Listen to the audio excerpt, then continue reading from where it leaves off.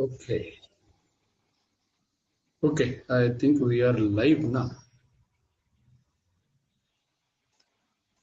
Few more people are coming, but so let's wait till all of them come join.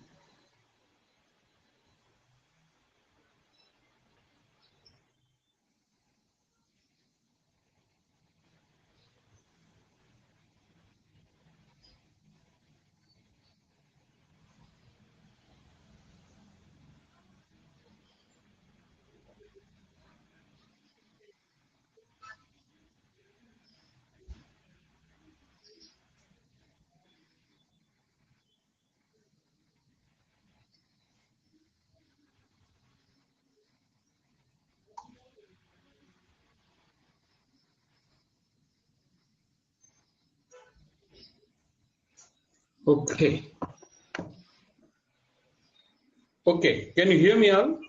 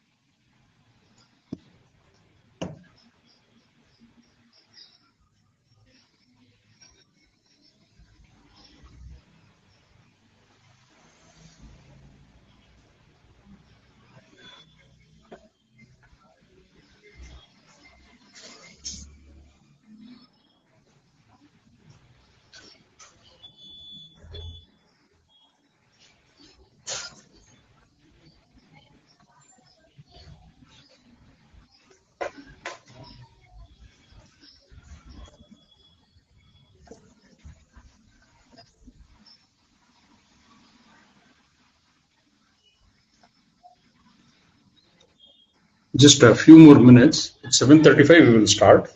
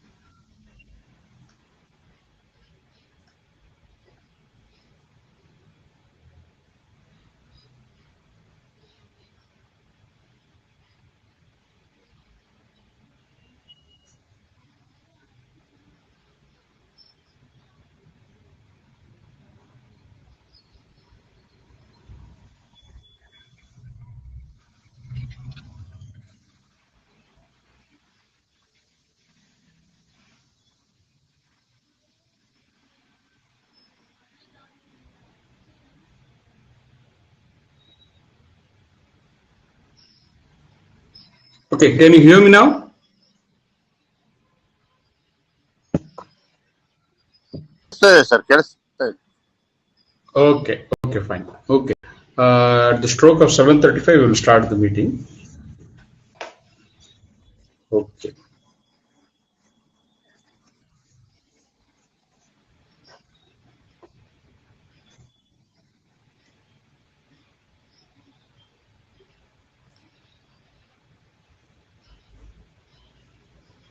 Okay, ನಮಸ್ಕಾರ ಎಲ್ಲ ನಮ್ಮ depositors ಬಂಧುಗಳಿಗೆ. I'm extremely sorry that I could not carry on, or I could not continuously do the Zoom meeting because there were certain factors which stopped me from doing this meeting. ಕೆಲವೊಂದು ವಿಶೇಷ ಪರಿಸ್ಥಿತಿಗಳಿತ್ತು. ಆ ವಿಶೇಷ ಪರಿಸ್ಥಿತಿಗಳನ್ನು ಮನಗಂಡು ನಾನು ಈ Zoom meeting ನಡೆಸಕ್ಕೆ ನಡ್ಸಕ್ ಆಗ್ಲಿಲ್ಲ. ಅದು ಬಹುಮುಖ್ಯವಾಗಿ ಏನೋ ಒಂದು ಪ್ರಕ್ರಿಯೆ ನಡೀತಾ ಇತ್ತು. ಆ ಪ್ರಕ್ರಿಯೆಗೆ ಇದು ಎಲ್ಲ ಸಾಕಷ್ಟು ಜನಗಳ ಒಂದು ಭಾವನೆ ಇತ್ತು. ಆ ಪ್ರಕ್ರಿಯೆ ಏನೋ ಒಂದು ನಡೀತಾ ಇದೆಯಲ್ಲ, ಆ ಪ್ರಕ್ರಿಯೆಗೆ ಇದು ಬಾಧಕವಾಗುತ್ತೆ. So there was some process going on. People advised me that doing any kind of things, any kind of this Zoom meeting or any kind of these things will cause impediment in that process. So I thought, okay, let's wait. ನಾವು ಎಲ್ಲೂ ಹೋಗೋದಿಲ್ಲ, ನಾವು ಎಲ್ಲ ಇಲ್ಲೇ ಇರ್ತೀವಿ. ನಾವು meet ಆಗ್ಬೇಕು ಅಂತ ಹೇಳಿದ್ರೆ it is just one notice and one meeting of all us will be on the cards at any point of time whenever we decide to do it. So ಅದೊಂದು ಆಶಾಭಾವನೆಯೊಂದಿಗೆ ನಾನೊಂದು ಸ್ವಲ್ಪ ದಿನ ಬಿಟ್ಟೆ. ನಾನು ಬಿಟ್ಟಿದ್ದು ಕಾರಣ ಒಂದು, ಕೆಲವೊಂದು ಬೆಳವಣಿಗೆ ಆಯ್ತು. ಎಲೆಕ್ಷನ್ ನಂತರದ ಕೆಲವೊಂದು ಬೆಳವಣಿಗೆ ಆಯ್ತು. ಅದಾದ್ಮೇಲೆ ಇನ್ನೊಂದು ಕೆಲವು ಪ್ರಕ್ರಿಯೆಗಳು ನಡೀತಾ ಇದ್ವು. ಆ ಪ್ರಕ್ರಿಯೆಗಳ ಮೇಲೆ ಡಿಪಾಸಿಟರ್ಸ್ಗೆ ಬಹಳ ಹೋಪ್ ಇತ್ತು. ಈ ಹೋಪ್ಗಳ ಮಧ್ಯೆ ಈ ನನಗೆ ವೈಯಕ್ತಿಕವಾಗಿ ನನ್ನ ದುಡ್ಡು ನನಗೆ ವಾಪಸ್ ಬರ್ಬೇಕು, ಅಥವಾ ನಮ್ಮ ಡಿಪಾಸಿಟರ್ಸ್ ಗಳ ದುಡ್ಡು, ನಾವು ಮಾಡ್ತಾ ಇರುವಂತ ಪ್ರತಿಯೊಂದು ಕಾರ್ಯಗಳು, it centres around we getting back our money. So that was the main motto. So ಈ ಮೋಟೋ ಮಧ್ಯೆ I did not wanted to become a stumbling block. ಯಾರೋ ಒಂದು ಭರವಸೆ ಕೊಟ್ರು, ಎಲೆಕ್ಷನ್ ಮುಂದೆ ಒಂದು ಭರವಸೆ ಕೊಟ್ರು. ಆ ಭರವಸೆ ಪ್ರಕಾರ ಅದರ ಒಂದು ಪ್ರಕ್ರಿಯೆ ನಡೆಸ್ತಾ ಇದೀವಿ ಅಂತ ಹೇಳಿದ್ರು. ಎಲೆಕ್ಷನ್ ಮುಗಿದ್ಮೇಲೆ ಅದರ ರಿಸಲ್ಟ್ಸ್ ನೀವು ನೋಡ್ತೀರಿ ಅಂತ ಹೇಳಿದ್ರು. ಸಾಕಷ್ಟು ಭರವಸೆಗಳನ್ನು ಕೊಟ್ಟರು, ನಾವೆಲ್ಲ ಚಪ್ಪಾಳೆಯನ್ನು ಹೊಡೆದಿದ್ದಾಯ್ತು. ಅದೆಲ್ಲ ಆದ ನಂತರ ಎಲೆಕ್ಷನ್ ಮುಗೀತು. ಅದಾದ್ಮೇಲಿಂದ ಸಾಕಷ್ಟು ಬೆಳವಣಿಗೆಗಳಾಯ್ತು. ಇವತ್ತು ನಾವು ಮತ್ತೆ ಏನ್ ಹೇಳ್ತಾರೆ, we are again back to the crossroads. ಎಲ್ಲಿ ಶುರು ಮಾಡಿದ್ವಿ, ಜನವರಿ 10, 2020 ಎಲ್ಲಿ ಶುರು ಮಾಡಿದ್ವಿ, ಮತ್ತೆ ಅಲ್ಲೇ ತಗೊಂಡೋಗಿ ನಿಲ್ಲೋ ಅಂತ ಒಂದು ಪರಿಸ್ಥಿತಿ ಆಯ್ತು. ಸೊ ಎಸ್, ಅದಕ್ಕೆ this necessitated me to further restart this process, ಈ ಜಿಯೋ ಮೀಟಿಂಗ್. ಯಾಕೆಂದ್ರೆ ನಮ್ಮ ಜನಗಳಿಗೆ ಒಂದು ಇನ್ಫಾರ್ಮೇಶನ್ ತಿಳಿಸ್ಬೇಕು, ಜೊತೆಗೆ ಈ ಹೊತ್ತಿನಲ್ಲಿ ಏನೇನು ಡೆವಲಪ್ಮೆಂಟ್ಸ್ ಆಗಿದೆ ಅನ್ನೋದನ್ನ ತಿಳ್ಕೋಬೇಕು, ಹಾಗೂ ಮುಂದೆ ನಾವು ಏನು ಮಾರ್ಗಗಳನ್ನು ತಗೋಬೇಕು ಅನ್ನೋದ್ರ ಬಗ್ಗೆ ಒಂದು ಚರ್ಚೆ ಆಗ್ಬೇಕು. ಯಾರ್ಯಾರಿಗೆ ಈ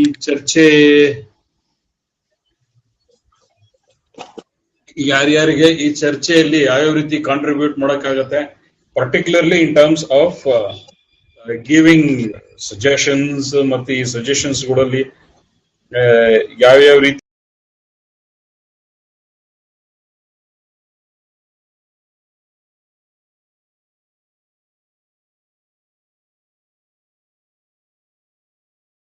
ಕೇಳಿಸ್ತಾ ಇಲ್ಲ, ಮ್ಯೂಟ್ ಆಗಿ ಹೋಗಿದ್ದೀರಾ. ಓಕೆ, ಈಗ ಕೇಳಿಸ್ತಿದೆಯಲ್ಲ? ಇವಾಗ ಕೇಳಿಸ್ತಾ ಇದೆ. Okay, so the reason why I had to restart is because we just wanted to again sit and discuss and brainstorm on what are our options now and what is the position. First of all, we have to understand what is the position that we are in. Now, ಏನು position ಅಲ್ಲಿ ಇದೀವಿ, ನಾವು ಯಾವ ಒಂದು ಹಾದಿನಲ್ಲಿ ಹೋಗ್ತಾ ಇದೀವಿ, ಮತ್ತೆ ಯಾವ ರಿಸಲ್ಟ್ ನಮ್ಮ ಎದುರುಗಡೆ ಕಾಣಿಸ್ತಾ ಇದೆ, ಇದೆಲ್ಲದರ ಒಂದು ಆತ್ಮಾವಲೋಕನ ಮಾಡಬೇಕು. ಜೊತೆಗೆ we want to see what should be our future course of action. So ಹೀಗೆ ನಮ್ಮ ಪ್ರಕ್ರಿಯೆಗಳು ನಡೀತಾ ಇದೆ. ಈಗ ನಮ್ಮ ಪ್ರಕ್ರಿಯೆಗಳು ಏನೇನು ನಡೀಬಹುದು, ಮುಂದಿನ ದಿನಗಳಲ್ಲಿ ಯಾವ ರೀತಿಯಾದಂತಹ ಬೆಳವಣಿಗೆಗಳಾಗಬಹುದು, what could be the developments in the future. So all these things had to be brainstormed, we had to discuss, and we had to put a clear picture in the minds of the people, and we want to see what are the initiatives that have been taken and what are the initiatives that are necessary. So ಇದೆಲ್ಲವನ್ನು discuss ಮಾಡೋದಂದ್ರೆ ಒಂದು ಅಮೂಲವಾಗಿ discuss ಮಾಡಬೇಕು. ಮತ್ತೆ let me tell you, we are in the most distressful situation right now. ಇವಾಗ ಅಲ್ಲಿ ಹಿಂದೆ ಎಲ್ಲದಕ್ಕಿಂತ ಬಹಳ ಪ್ರಿಕೇರಿಯಸ್ ಕಂಡೀಷನ್ ನಲ್ಲಿ ನಾವು ಇದೀವಿ ಈಗ. ಯಾಕೆಂದ್ರೆ ನಮ್ಗೆ ಕೆಲವು ಭರವಸೆ ಕೊಟ್ಟಂತ ಕೆಲವರು ಅವರದೇ ಆದಂತ ಕೆಲವು ರೀಸನ್ಸ್ ಗಳಿಗೆ ನಮ್ಮನ್ನ ಕೈ ಬಿಡುವಂತ ಒಂದು ಪ್ರಕ್ರಿಯೆ ನಡೀತಾ ಇದೆ. ಅದರಲ್ಲಿ ಮೊದಲನೇದಾಗಿ ನಮ್ಮ ಸಂಸದರು ಅವ್ರು ಏನ್ ಹೇಳಿದ್ರು, ನಾವು ಒಬ್ಬ ಒಳ್ಳೆ ಇನ್ವೆಸ್ಟರ್ ಕರ್ಕೊಂಡ್ ಬಂದ್ಬಿಟ್ಟಿದೀವಿ, ಆ ಇನ್ವೆಸ್ಟರ್ 2,500 ಕೋಟಿ ರೂಪಾಯಿ ಹಾಕ್ತಾನೆ, ನಿಮ್ ಬ್ಯಾಂಕು ಮತ್ತೆ ಓಪನ್ ಆಗುತ್ತೆ, ನಿಮ್ಮ ಪ್ರತಿಯೊಂದು ಹಣ ಏನಿದೆ ಆ ಹಣ ಪ್ರತಿಯೊಂದು ಒಂದೊಂದು ನಯಾ ಪೈಸೆನು ವಾಪಸ್ ಸಿಗತ್ತೆ ಅನ್ನುವಂತಹ ಒಂದು ಬಹುದೊಡ್ಡ ಆಶಾಭಾವ ಹುಟ್ಟಿಸಿದ್ರು. That is one aspect. ಇನ್ನೊಂದು ಅಂದ್ರೆ ದಟ್ ಈಸ್ ಒನ್ ಪಾರ್ಟಿ, ಒಂದು political, I am talking about the political part of it. Political party, ಅದು ಒಂದು ಪೊಲಿಟಿಕಲ್ ಪಾರ್ಟಿ. ಮತ್ತೆ ಇನ್ನೊಂದು ಪೊಲಿಟಿಕಲ್ ಪಾರ್ಟಿಗಳು that is I am talking about Congress, U P Venkatesh ಅವರು ಇರಬಹುದು ಅಥವಾ ಡಾಕ್ಟರ್ ಶಂಕರ್ ಗುಹಾ ಅವರು ಇರಬಹುದು. ಅವರು ಕೆಲವೊಂದು ಪ್ರಕ್ರಿಯೆ ಅಂದ್ರೆ before this election they did lot of things. After seeing the election result, they literally got completely disappointed and dejected, and they say, no, we don't want to do anything relating to Raghavendra Bank. Raghavendra Bank ಸಮಸ್ಯೆನೇ ಬೇಡ, ಈ depositors ಸಮಸ್ಯೆನೇ ಬೇಡ, ನಮ್ಗೆ ಏನ್ ಮಾಡಿದ್ರು ನಾವು ಎಷ್ಟು ಶ್ರಮ ವಹಿಸಿದ್ರು, ನಾವು ಏನೇನ್ ಎಫರ್ಟ್ ಹಾಕಿದ್ರು ನಮಗೆ ಇವರು ನಮ್ಮನ್ನ ಅಕ್ಸೆಪ್ಟ್ ಮಾಡ್ಕೊಳಲ್ಲ ಅನ್ನುವಂತಹದ್ದು ಒಂದು ಭಾವನೆ ಇವ್ರಿಗೆ ಬಂತು. ಹಾಗಾಗಿ ದೇ ಬೋತ್ ವಿಡ್ರಾ. ಒಂದು ಪ್ರಕ್ರಿಯೆ ಏನಾಯ್ತು,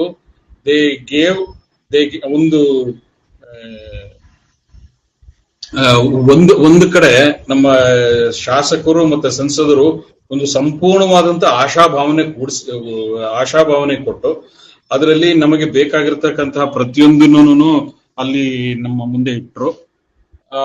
ಆ ಇಟ್ಟಂತ ಪ್ರಕ್ರಿಯೆನಲ್ಲಿ ನಮಗೆ ಒಂದು ಒಳ್ಳೆ ಇನ್ವೆಸ್ಟರ್ ಬರ್ತಾ ಇದ್ದಾನೆ.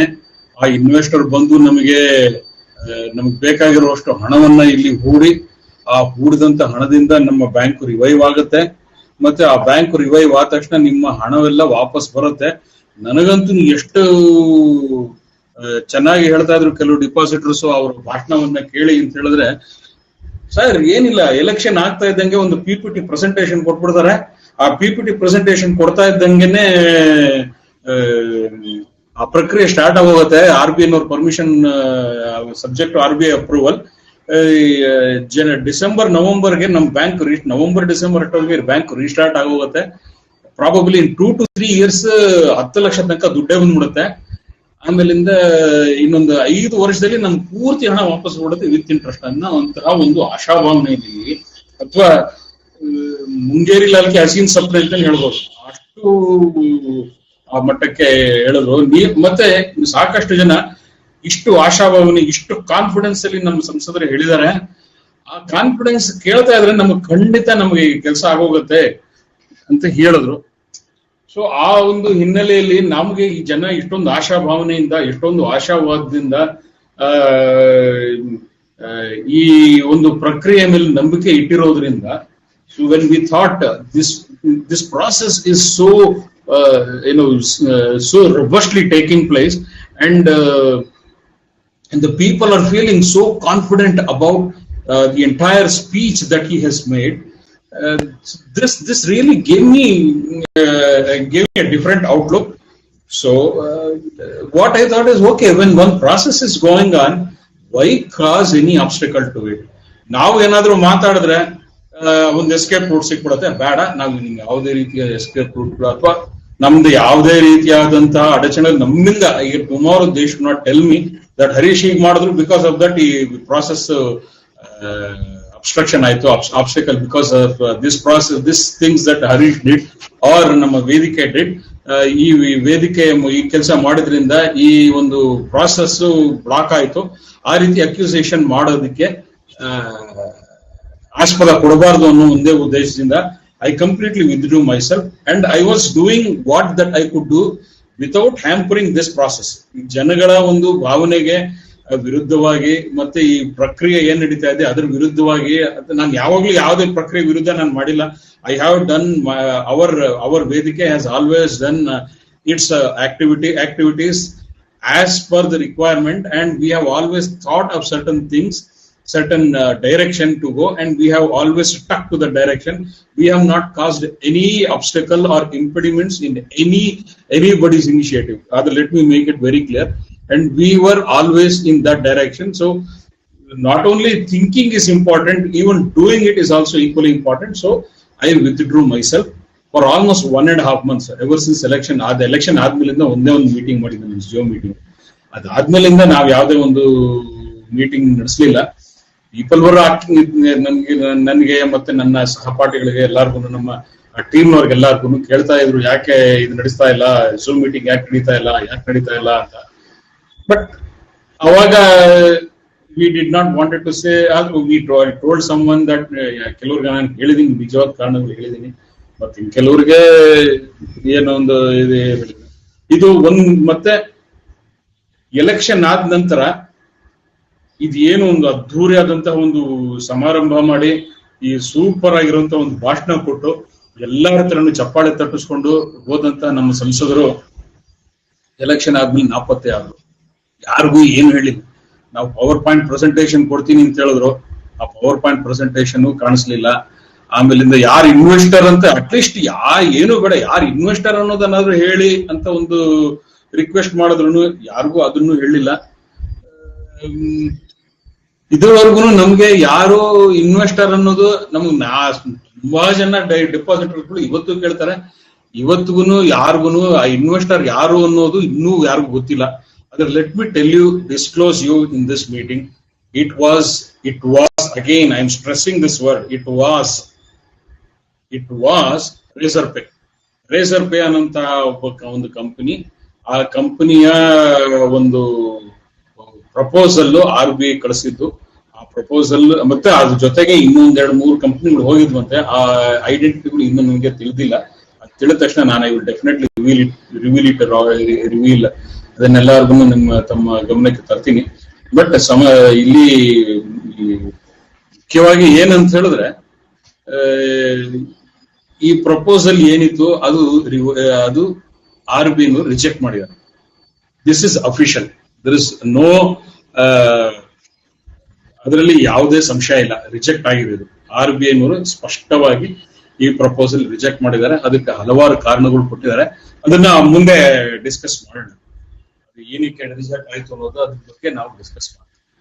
ಮತ್ತೆ ಈಗ ಸಂಸದರು ಅಥವಾ ನಮ್ಮ ಶಾಸಕರು ಒಳ್ಳೆ ಥಂಪಿಂಗ್ ಮೆಜಾರಿಟಿನೇನು ಗೆದ್ದ ಮೇಲೆ ಈಗ ಡಿಪಾಸಿಟರ್ಸ್ಗೆ ಏನು ಗಮನ ಕೊಡ್ತಾ ಇಲ್ಲ ಅನ್ನೋದು ಅದು ನಿಮ್ಗೆ ಚೆನ್ನಾಗಿ ಗೊತ್ತು.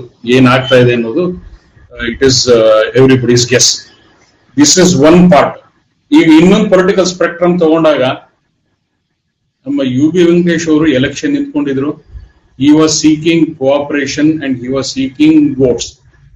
ಮತ್ತೆ ಅದಕ್ಕೆ ಬೇಕಾದಂತಹ ಸಾಕಷ್ಟು ಪ್ರಕ್ರಿಯೆಗಳನ್ನು ಹಿಂದೆ ಮಾಡಿದ 14 ತಿಂಗಳಿಂದ ಸದನದಲ್ಲಿ, ಅಂದ್ರೆ ಕೌನ್ಸಿಲ್ ನಲ್ಲಿ ಸಾಕಷ್ಟು ಬಾರಿ ರಾಘವೇಂದ್ರ ಬ್ಯಾಂಕ್ ಇರ್ಬೋದು ಅಥವಾ ಬೇರೆ ಬೇರೆ ಸಹಕಾರ ಸಂಸ್ಥೆಗಳ ಕೆಲವು ವಿಷಯಗಳನ್ನ ತೆಗೆದಿಟ್ಟು ಅದನ್ನ ಸದನದಲ್ಲಿ ಮಂಡಿಸಿ ಅದರ ಬಗ್ಗೆ ಸಾಕಷ್ಟು ಚರ್ಚೆಗಳಾಗೋ ರೀತಿನಲ್ಲಿ ಮತ್ತೆ ಇಶ್ಯೂ ಹೈಲೈಟ್ ಆಗೋ ರೀತಿನಲ್ಲಿ ಸಾಕಷ್ಟು ಮಾಡಿದ್ರು. ಮತ್ತೆ it went up to handing over the entire investigation to ಸಿಬಿಐಗೆ ಇನ್ವೆಸ್ಟಿಗೇಷನ್ ಹೋಗೋ ಮಟ್ಟ ತನಕ ಆ ಸದನದ ಕಡೆಯ ತನಕ ಅವರು ಏಕಾಂಗಿಯಾಗಿ ಹೋರಾಡಿದ್ರು. ಕಡೆನಲ್ಲಿ 4 ಜನ ಅವ್ರ 5-6 ಜನ ಬಂದು ಸೇರಿದ್ರು. ಬಟ್ ಏಕಾಂಗಿಯಾಗಿ ಸದನದಲ್ಲಿ ಎಡಬಿಡದೆ ಈ ಪ್ರತಿಯೊಂದು ಸದನದಲ್ಲೂ ಈ ವಿಷಯನ ಎತ್ತಿ ಈ ವಿಷಯವನ್ನ ಮಂಡಿಸಿ ಈ ವಿಷಯದ ಬಗ್ಗೆ ಚರ್ಚೆ ಆಗೋ ರೀತಿನಲ್ಲಿ ನೋಡ್ಕೊಂಡ್ರು. ಆ ನಂತರ ಇನ್ನೊಬ್ರು ಡಾಕ್ಟರ್ ಶಂಕರ್ ಗುಹಾ ಈ ಒಂದು ನಮ್ಮ ಹೋರಾಟ ಏನಿದೆ, ಈ ಹೋರಾಟದಲ್ಲಿ ನಿರಂತರವಾಗಿ ನಮ್ಮ ಜೊತೆ ಸೇರಿ ರಸ್ತೆನಲ್ಲಿ, ಮೀಡಿಯಾದಲ್ಲಿ ಬೇರೆ ಬೇರೆ ದೊಡ್ಡ ನಾಯಕರನ್ನ ಭೇಟಿ ಆಗುವಂತಹ ಒಂದು ಸಂದರ್ಭ ಬಂದಾಗ ಅದರಲ್ಲಿ ಪ್ರತಿಯೊಬ್ಬರಲ್ಲೂ ತಮ್ಮನ್ನ ತಾವು ತೊಡಗಿಸಿಕೊಂಡು ನಮಗೆ ಸಾಕಷ್ಟು ಸಹಕಾರ ನೀಡಿದ್ರು. ಆದ್ರೆ ಅದು ಏನೋ ಒಂದು ವೋಟ್ ಕನ್ವರ್ಟ್ ಆಗ್ಲಿಲ್ಲ ಅವ್ರಿಗೆ.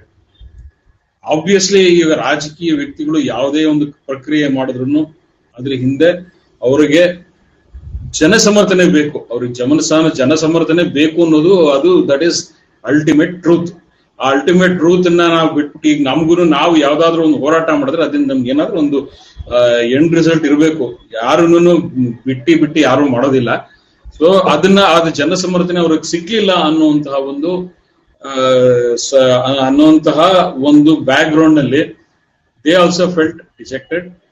ಅವ್ರಿಗೂ ಇದು ನಮ್ಗೆ ಯಾಕೋ ನಾವು ಅನ್ಕೊಂಡಿದ್ದಷ್ಟು ನಮ್ಗೆ ಜನಸಮರ್ಥನೆ ಸಿಗ್ತಾ ಇಲ್ಲ. ಮೋಸ್ಟ್ ಪ್ರಾಬಬ್ಲಿ ಜನ ನಮ್ಮ ನಾಯಕತ್ವದ ಬಗ್ಗೆ ನಂಬಿಕೆ ಇಲ್ಲ, ಮತ್ತೆ ನಮ್ಮ ನಾಯಕತ್ವದಲ್ಲಿ ಅವರಿಗೆ ಭರವಸೆ ಇಲ್ಲ ಅನ್ನುವಂತಹ ಒಂದು ಭಾವನೆ ಅವ್ರಿಗೂ ಮೂಡಿರೋ ಸಾಧ್ಯತೆ ಇದೆ. ಹಾಗಾಗಿ ಅವರು ದೇ ವಿತ್ಡ್ರೂ ದೆಮ್ಸೆಲ್ಫ್. ನೋಡೋಣ ಏನಾಗತ್ತೆ ಅಂತ. ಬಿಕಾಸ್ ನಾನು ಅವ್ರನ್ನ ಪರ್ಸನಲ್ ಆಗಿ ಭೇಟಿಯಾಗಿ ಯಾಕೆ ನೀವು ಈ ತರ ವಿತ್ಡ್ರಾ ಮಾಡಿದಿರ ಅಂದ್ರೆ, C we are failures, we are the losing persons in a winning team. ನಾವು ಗೆದ್ದಂತಹ ಒಂದು ತಂಡದಲ್ಲಿ ಸೋತಂತಹ ಮುಖಂಡರಾಗೋಗಿದ್ದೀವಿ. ಹಾಗಾಗಿ ನಮಗೆ ನಮ್ಮ ಬೆಲೆ ಏನಿದೆ ಪಕ್ಷದಲ್ಲಿ ಡ್ರಾಪ್ ಆಯ್ತು. ಸೆನ್ಸೆಕ್ಸ್ ನಮ್ಮ ಮೇಲಿದ್ದ ಸೆನ್ಸೆಕ್ಸ್ ಡ್ರಾಪ್ ಆಗಿದೆ. ಅದರಲ್ಲೂ ನಾವು ಇಷ್ಟು ಈ ಯು ಬಿ ವೆಂಕಟೇಶ್ ಅವರು ಅಷ್ಟು ಹೀನಾಯವಾಗಿ ಸೋತಿದ್ದು ಅವರ ಒಂದು ವರ್ಚಸ್ಸಿಗೆ ಸಾಕಷ್ಟು ಧಕ್ಕೆ ಆಗಿದೆ. ಹಾಗಾಗಿ ಈಗ ಸದ್ಯಕ್ಕೆ ನಮಗೆ ಇಲ್ಲಿ ಬಂದು ನಿಮ್ ಜೊತೆ ಹೋರಾಟ ಮಾಡುವುದರಲ್ಲಿ ಯಾವುದೇ ನನಗೆ ಅರ್ಥ ಕಾಣಿಸ್ತಾ ಇಲ್ಲ ಅನ್ನುವಂತ ಒಂದು ಭಾವನೆ ಇತ್ತು. ಬಟ್ ಅದನ್ನ ಏನ್ ಮಾಡೋದು, ಇಲ್ಲ ಸರ್ ಅದ್ ಏನ್ ಮಾಡಕ್ ಹಾಗೆ ಅದೇ ತರ ಒಂದು ಡೈಲಾಗ್ ನಡೀತಾ ಇತ್ತು ನನ್ನ ಮತ್ತೆ ಇಬ್ರು ನಾಯಕರ ಒಂದು ಡೈಲಾಗ್ ಅಂದ್ರೆ ಒಂದು ಮಾತುಕತೆ ನಡೀತಾನೆ ಇತ್ತು. ಹಾಗಾಗಿ ಒಂದು ರೈಟ್ ಆಪರ್ಚೂನ್ ಮೂವ್ಮೆಂಟ್ ಅಲ್ಲಿ ಮುಂದೆ ನೋಡೋಣ ಹೇಗಾಗತ್ತೆ ಅನ್ನುವಂತಹ ಒಂದು ಮನೋಭಾವ ಅವ್ರಿಗೂ ಇತ್ತು. ಬಟ್ ನಿನ್ನೆ ಯು ಬಿ ವೆಂಕಟೇಶ್ ಅವರು ನನ್ಗೊಂದು ಮೆಸೇಜ್ ಕಳಿಸಿ ಸದನದಲ್ಲಿ ಮತ್ತೆ ನಾನು ರಾಘವೇಂದ್ರ ಬ್ಯಾಂಕಿನ ವಿಷಯವನ್ನ ಸಿಬಿಐಗೆ ಯಾಕೆ ಕೊಟ್ಟಿಲ್ಲ ಅನ್ನುವಂತ ಅದ ಒಂದು ಪ್ರಶ್ನೆಯನ್ನ ಮತ್ತೆ ಎತ್ತಾ ಇದ್ದೀನಿ. ಹಾಗಾಗಿ ಈ ಪ್ರಕ್ರಿಯೆಯಲ್ಲಿ ಮತ್ತೆ ನಾನು ತೊಡಗಿಸ್ಕೊಳ್ತೀನಿ, ಆದ್ರೆ ನನಗೆ ತೊಡಗಿಸ್ಕೊತೀನಿ ಅನ್ನುವಂತಹ ಒಂದು ಸಿಗ್ನಲಿಂಗ್ ಮಾಡಿದ್ದಾರೆ. ಮತ್ತೆ ಡಾಕ್ಟರ್ ಶಂಕರ್ ಗುಹಾರ್ ಅವ್ರನ್ನು ಅವರ ಏನು ಪೊಲಿಟಿಕಲ್ ಎಕ್ಸ್ಪೀರಿಯನ್ಸಸ್ ಇದೆ, ಮತ್ತೆ ಇವಾಗ ಅವರು ವಿನ್ನಿಂಗ್ ಟೀಮ್ ಇದ್ದಾರೆ, ಮತ್ತೆ ಅವರಿಗೆ ನಮ್ಮ ಡೆಪ್ಯೂಟಿ ಸಿಎಂ ಅವರಿಗೆ ಪರಮಾಪ್ತರು ಆಗಿರೋದ್ರಿಂದ ಅವರ ಒಂದು ಬ್ಯುಸಿ ಶೆಡ್ಯೂಲ್ ನಲ್ಲೂ ಒಂದು ಟೈಮ್ ತಗೊಂಡು ಈ ವಾರದಲ್ಲೇ ಸಹಕಾರ ಮಂತ್ರಿಗಳ ಜೊತೆಗೆ ಒಂದು ಭೇಟಿ ಮಾಡಿಸುವಂತಹ ಒಂದು ಪ್ರಕ್ರಿಯೆ ನಡೆಸ್ತೀನಿ ಅನ್ನುವಂತಹ ಒಂದು ಆಶಾಭಾವನೆ ಕೊಟ್ಟಿದ್ದಾರೆ. ಸೊ ಹಾಗಾಗಿ ಇವೆಲ್ಲ ಹಿಂದೆ ಏನೋ ಒಂದು ನಡೀಬಹುದು ಅನ್ನುವಂತಹ ಆಸೆ. I am not giving you any hopes, please don't take it as a hope. ಹಾಗಾಗಿ ಇದು ರಾಜಕೀಯ ಬೆಳವಣಿಗೆಗಳಲ್ಲಿ most probably they will come back, they will take up our issue and they will again slowly ಏನಾಗತ್ತೆ, ಯಾವ್ದು election ಸೋತಾಗ ಅದು ಸಹಜ, ಅದು ಭಾವನೆಗಳು ಸ್ವಲ್ಪ ಕೆಡತ್ತೆ, ತಲೆನಲ್ಲಿ ಸ್ವಲ್ಪ ಕೆಟ್ಟ ಭಾವನೆಗಳು ನೆಗೆಟಿವಿಟಿ ತುಂಬಿಕೊಳ್ಳುತ್ತೆ. ಬಟ್ ದೀಸ್ ಟೂ ಪೀಪಲ್ ನನ್ನ ಒಂದು ವೈಯಕ್ತಿಕ ಒಪಿನಿಯನ್ ಅಲ್ಲಿ these are very positive people, they are genuine people. ಅದು slowly that cloud of negativity is passing. So hopefully they will take up, and they taking up the matter will be a good development for our movement. ಅದು ಒಂದು. ಇನ್ನೊಂದು ಅಂದ್ರೆ ಈಗ ಅತಿ ಶೀಘ್ರದಲ್ಲೇ ಅಂದ್ರೆ ಮುಂದಿನ ವಾರ ಅಂದ್ರೆ ಈ ವಾರದಲ್ಲ ಅಥವಾ ಯಾವಾಗ್ಲಾದ್ರೂ ಅಥವಾ ನೆಕ್ಸ್ಟ್ ವಾರದಲ್ಲಿ ಅಂದ್ರೆ ಅತಿ ಶೀಘ್ರದಲ್ಲಿ, ಯಾಕೆಂದ್ರೆ ಈ ನಮ್ಮ ಸಹಕಾರ ಮಂತ್ರಿಗಳಾದ ರಾಜಣ್ಣ ಅವರನ್ನ ಭೇಟಿಯಾಗುವಂತಹ ಒಂದು ಕಾರ್ಯಕ್ರಮವನ್ನ ಹಮ್ಮಿಕೊಂಡಿದ್ದೀವಿ. ಈ ಹಮ್ಮಿಕೊಂಡಿದ್ದ ಕಾರ್ಯಕ್ರಮಗಳಲ್ಲಿ ಒಂದು ನಿರ್ದಿಷ್ಟವಾದಂತಹ ಕಾರ್ಯಕ್ರಮ ಅಂತ ಹೇಳಕ್ಕಾಗಲ್ಲ, ಯಾಕಂದ್ರೆ ಮಿನಿಸ್ಟರ್ ಯಾವಾಗ ಟೈಮ್ ಸಿಗತ್ತೆ, ಯಾವಾಗ ಅವರು ನಮಗೆ ಅಪಾಯಿಂಟ್ಮೆಂಟ್ ಕೊಡ್ತಾರೆ, ಇದರ ಬಗ್ಗೆ ನಾವು ಖಡಾಖಂಡಿತವಾಗಿ ಎಂತದೆ ಅಂತ ಸ್ಪೆಸಿಫಿಕ್ ಆಗಿ ಏನು ಹೇಳಕ್ ಆಗೋದಿಲ್ಲ. ಹಾಗಾಗಿ we have to wait. But one thing I will tell you, ನನಗೆ ಈ ಸತಿ ನಮ್ಮ ಜನಗಳ ಸಹಕಾರ ಹೆಚ್ಚಿನ ಸಂಖ್ಯೆಯಲ್ಲಿ ಬೇಕು. ಯಾಕಂದ್ರೆ ಯಾರ್ಯಾರು ಏನೇನ್ ಪ್ರಕ್ರಿಯೆ ಮಾಡಿದ್ರು ಎಲ್ಲಾದ್ರೂ it has come to a dead end. ಪ್ರತಿಯೊಂದು ಪ್ರಕ್ರಿಯೆನೂ ಒಂದು ಡೆಡ್ ಎಂಡಿಗೆ ಬಂದ್ಬಿಟ್ಟಿದೆ ಆಲ್ರೆಡಿ. ಈಗ ಯಾರ್ಯಾರು ಕೋರ್ಟಿಗೆ ಹೋಗ್ತೀನಿ ಅಂತ ಹೇಳಿದವರು ಅವ್ರ ಕರ್ನಾಟಕ ಹೈಕೋರ್ಟ್ ನಲ್ಲಿ 5-6 ಕೇಸ್ಗಳು ಹಾಕಿದ್ದಾರೆ, ಆದ್ರೆ ಎಲ್ಲ ಒಂದು ಡೆಡ್ ಎಂಡ್ ಪ್ರೊಸೆಸ್ ಬಂದಿದೆ. ಮತ್ತೆ ಇಲ್ಲಿ ಈ ನಮ್ಮ ಸಂಸದರು ಅಥವಾ ಇವರು ಏನೇನೋ ಒಂದು ಪ್ರಕ್ರಿಯೆಗಳು ಮಾಡಿದ್ರು, ಅದು ಡೆಡ್ ಎಂಡಿಗೆ ಬಂದಿದೆ. And let me tell you very very very tragic news for you all. RCS ನಲ್ಲಿ ನಾನೇ ಖುದ್ದು ಹೋಗಿ ವಿಚಾರಿಸಿದಾಗ ಇದೊಂದು ಬಹಳ ಖೇದಕರವಾದಂತ ಸಂಗತಿ ನಮ್ಮ ಕೈಗೆ ಇತ್ತು. ಆ ಸುದ್ದಿ ಏನಪ್ಪಾ ಅಂತ ಹೇಳಿದ್ರೆ, ಇದು ಅಡ್ಮಿನಿಸ್ಟ್ರೇಟರ್ ಅವ್ರ ಹತ್ರ ನಾನು ಕನ್ಫರ್ಮ್ ಮಾಡಕ್, ಇದು ನನ್ಗೆ ಗಾಳಿ ಸುದ್ದಿ ಬಂದಿತ್ತು ಇದು ಈಗ ಆಗತ್ತೆ ಅಂತ. ಬಟ್ ನಾನು ಅಡ್ಮಿನಿಸ್ಟ್ರೇಟರ್ ಅವ್ರ ಹತ್ರ ಹೋದಾಗ ಅವ್ರ ಅದಕ್ಕೆ ಕನ್ಫರ್ಮೇಶನ್ ಕೊಡೋಕೆ ಅವ್ರಿಗೆ ಸಾಧ್ಯ ಇರಲಿಲ್ಲ. ಸೊ ಹಾಗಾಗಿ ನಾನು ಅವ್ರ ಹೋಗ್ಲೇ ಇಲ್ಲ. ಫಸ್ಟ್ ಆಫ್ ಆಲ್ ಸುದ್ದಿ ಏನಪ್ಪಾ ಅಂತ ಹೇಳಿದ್ರೆ, RBI ನಿಂದ ಒಂದು ನೋಟಿಸ್ ಬಂದಿದೆ, ಶೋಕಾಸ್ ನೋಟಿಸ್. ಆ ಶೋಕಾಸ್ ನೋಟಿಸಿನ ಸಬ್ಸ್ಟೆನ್ಸ್ ಇಷ್ಟೇ: all the proposals, whatever proposals that has come to revive this bank has found to be unfeasible. ಯಾವುದು ಫೀಸಿಬಲ್ ಆಗಿಲ್ಲ. ಮತ್ತೆ ಇಲ್ಲಿ ಯಾರ್ಯಾರು ಇನ್ವೆಸ್ಟ್ಮೆಂಟ್ ಮಾಡಕ್ ಬರ್ತೀವಿ ಅಂದ್ರು ಅವ್ರ ಬ್ಯಾಕ್ ಗ್ರೌಂಡ್ ಚೆಕ್, ಅವರ ಬ್ಯಾಕ್ ಗ್ರೌಂಡ್, ಅವರ financial ability and investment proposal ಮೂರನ್ನು ಸಾರಾಸಗಟಾಗಿ ರಿಜೆಕ್ಟ್ ಆಗಿದೆ. ಹಾಗಾಗಿ since there are no investment proposals as of now, why you show cause as to why we should not cancel the license of this bank ಅನ್ನುವಂತಹ ಒಂದು ಪತ್ರ RBI ನಿಂದ ಬಂದಿದೆ. ಇದರ ಅರ್ಥ ಏನು? ಇದರ ಅರ್ಥ ಏನಪ್ಪಾ ಅಂದ್ರೆ, ಈ ಬ್ಯಾಂಕ್ ಲೈಸೆನ್ಸ್ ನ ಕ್ಯಾನ್ಸಲ್ ಮಾಡುವಂತ ಪ್ರಕ್ರಿಯೆ ಆಗ್ಲೇ ಶುರುವಾಗಿದೆ. ಈ ಬ್ಯಾಂಕ್ ಲೈಸೆನ್ಸ್ ಕ್ಯಾನ್ಸಲ್ ಆಗ್ತಾ ಇದ್ದಂಗೆ ಅದರ ನೆಕ್ಸ್ಟ್ ಪ್ರಕ್ರಿಯೆ ಮೋಸ್ಟ್ ಪ್ರಾಬಬ್ಲಿ ಏನಿರತ್ತಪ್ಪ ಅನ್ನೋದು ನಮ್ಮ ನಿಮ್ಮ guess. Rightly so is going to be liquidation. Liquidation ಆದ್ರೆ ಏನೇನಾಗತ್ತೆ ಅನ್ನೋದ್ರ ಬಗ್ಗೆ ಸಾಕಷ್ಟು ಬಾರಿ ನಾವು ಚರ್ಚೆ ಮಾಡಿದೀವಿ. ರಿವೈವಲ್ ಆಗಿದ್ರೆ ಏನಾಗ್ಬೋದಾಗಿತ್ತು ಅನ್ನುವಂತ ಪ್ರಪೋಸಲ್ ನಾವು ನೋಡಿದೀವಿ. ಆ PMC ಬ್ಯಾಂಕು ರಿವೈವ್ ಆಯ್ತು, ಆದ್ರೆ ಅವರು ಕೊಟ್ಟಂತಹ ಒಂದು ಪ್ರಪೋಸಲ್ ಏನಿದೆ, ಆ ಪ್ರಪೋಸಲ್ ಇದು ನಾಟ್ ಗುಡ್ ಅಂತ ಎಲ್ಲಾರು ಹೇಳೋದೇನೆ ಹೇಳಿದ್ರು.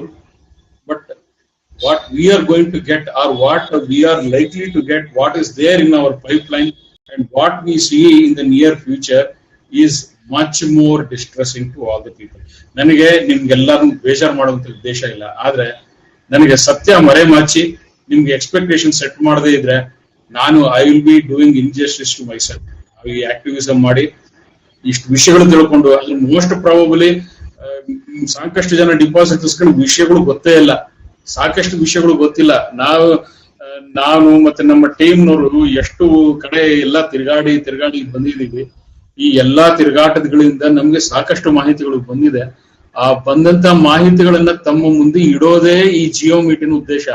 ನಿಮ್ಗೆ ಯಾವುದೇ ರೀತಿ ಮುಚ್ಚುಮರೆ ಅಂತ ಹೇಳೋದಲ್ಲ. ನನ್ಗೆ ಈಗ ನಾನು ಯಾವುದೇ ಪ್ರಪೋಸಲ್ ಇಲ್ಲ ಅಂತ ಹೇಳಿದ್ರೆ, ಇಲ್ಲ ಯಾವ್ದೋ ಒಂದು ಪ್ರಪೋಸಲ್ ಬರ್ತಾ ಇದ್ರೆ ಆಗತ್ತೆ, ಪ್ರಕ್ರಿಯೆ ಆಗತ್ತೆ, ಅವ್ರು ಇದು ಮಾಡ್ತಾ ಇದಾರೆ, ಇವ್ರು ಇದು ಮಾಡ್ತಾರೆ ಅಂತ ಸುಳ್ಳು ಹೇಳೋ ಅಂತ ನೆಸೆಸಿಟಿ ನನ್ಗಿಲ್ಲ. I want to call spade a spade. ನನಗೆ ಸತ್ಯನ ಸತ್ಯವಾಗಿ ಹೇಳಬೇಕು ಹೊರತು ಸತ್ಯಕ್ಕೆ ಶುಗರ್ ಕೋಟಿಂಗ್ ಮಾಡುವಂತ ನೆಸೆಸಿಟಿ ನನ್ಗಿಲ್ಲ, ಮತ್ತೆ ಆ ಪ್ರಕ್ರಿಯೆಯಲ್ಲಿ ನನ್ನ ನಂಬಿಕೆನೂ ಇಲ್ಲ. ಹಾಗಾಗಿ I will tell you the truth. The truth is our bank is sinking.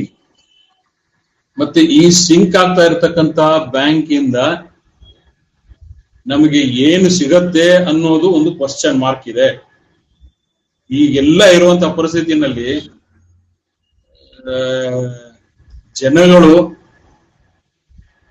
ಜನಗಳು ಈ ಸತ್ಯವನ್ನ ರಿಯಲೈಸ್ ಮಾಡ್ಕೋಬೇಕಾಗತ್ತೆ. ಇಲ್ಲಿ ಎರಡು ಪ್ರಶ್ನೆ. ಒಂದು, ಯಾಕೆ ಹೀಗಾಯ್ತು ಅನ್ನೋದು ಬಹಳ ಮುಖ್ಯವಾದದ್ದು. ಯಾಕೆ ಹೀಗಾಯ್ತು ಅನ್ನೋದ್ರ ಬಗ್ಗೆ ಮುಂದೆ ಚರ್ಚೆ ಮಾಡೋಣ. ಮತ್ತೆ ಹೀಗಾಗೆ ಹೋಗಿದೆಯಲ್ಲ, ಇನ್ ಮುಂದಿನ ದಾರಿ ಏನು, ಇದ್ರ ಬಗ್ಗೆನೂ ಒಂದು ಚರ್ಚೆ ಮಾಡೋಣ ಮುಂದೆ. ಮತ್ತೆ ಮೋಸ್ಟ್ ಇಂಪಾರ್ಟೆಂಟ್ಲಿ ಹೋದ ಬುಧವಾರ ಗುರುವಾರ ನಾನು ಡೆಲ್ಲಿಗೆ ಹೋಗಿದ್ದು.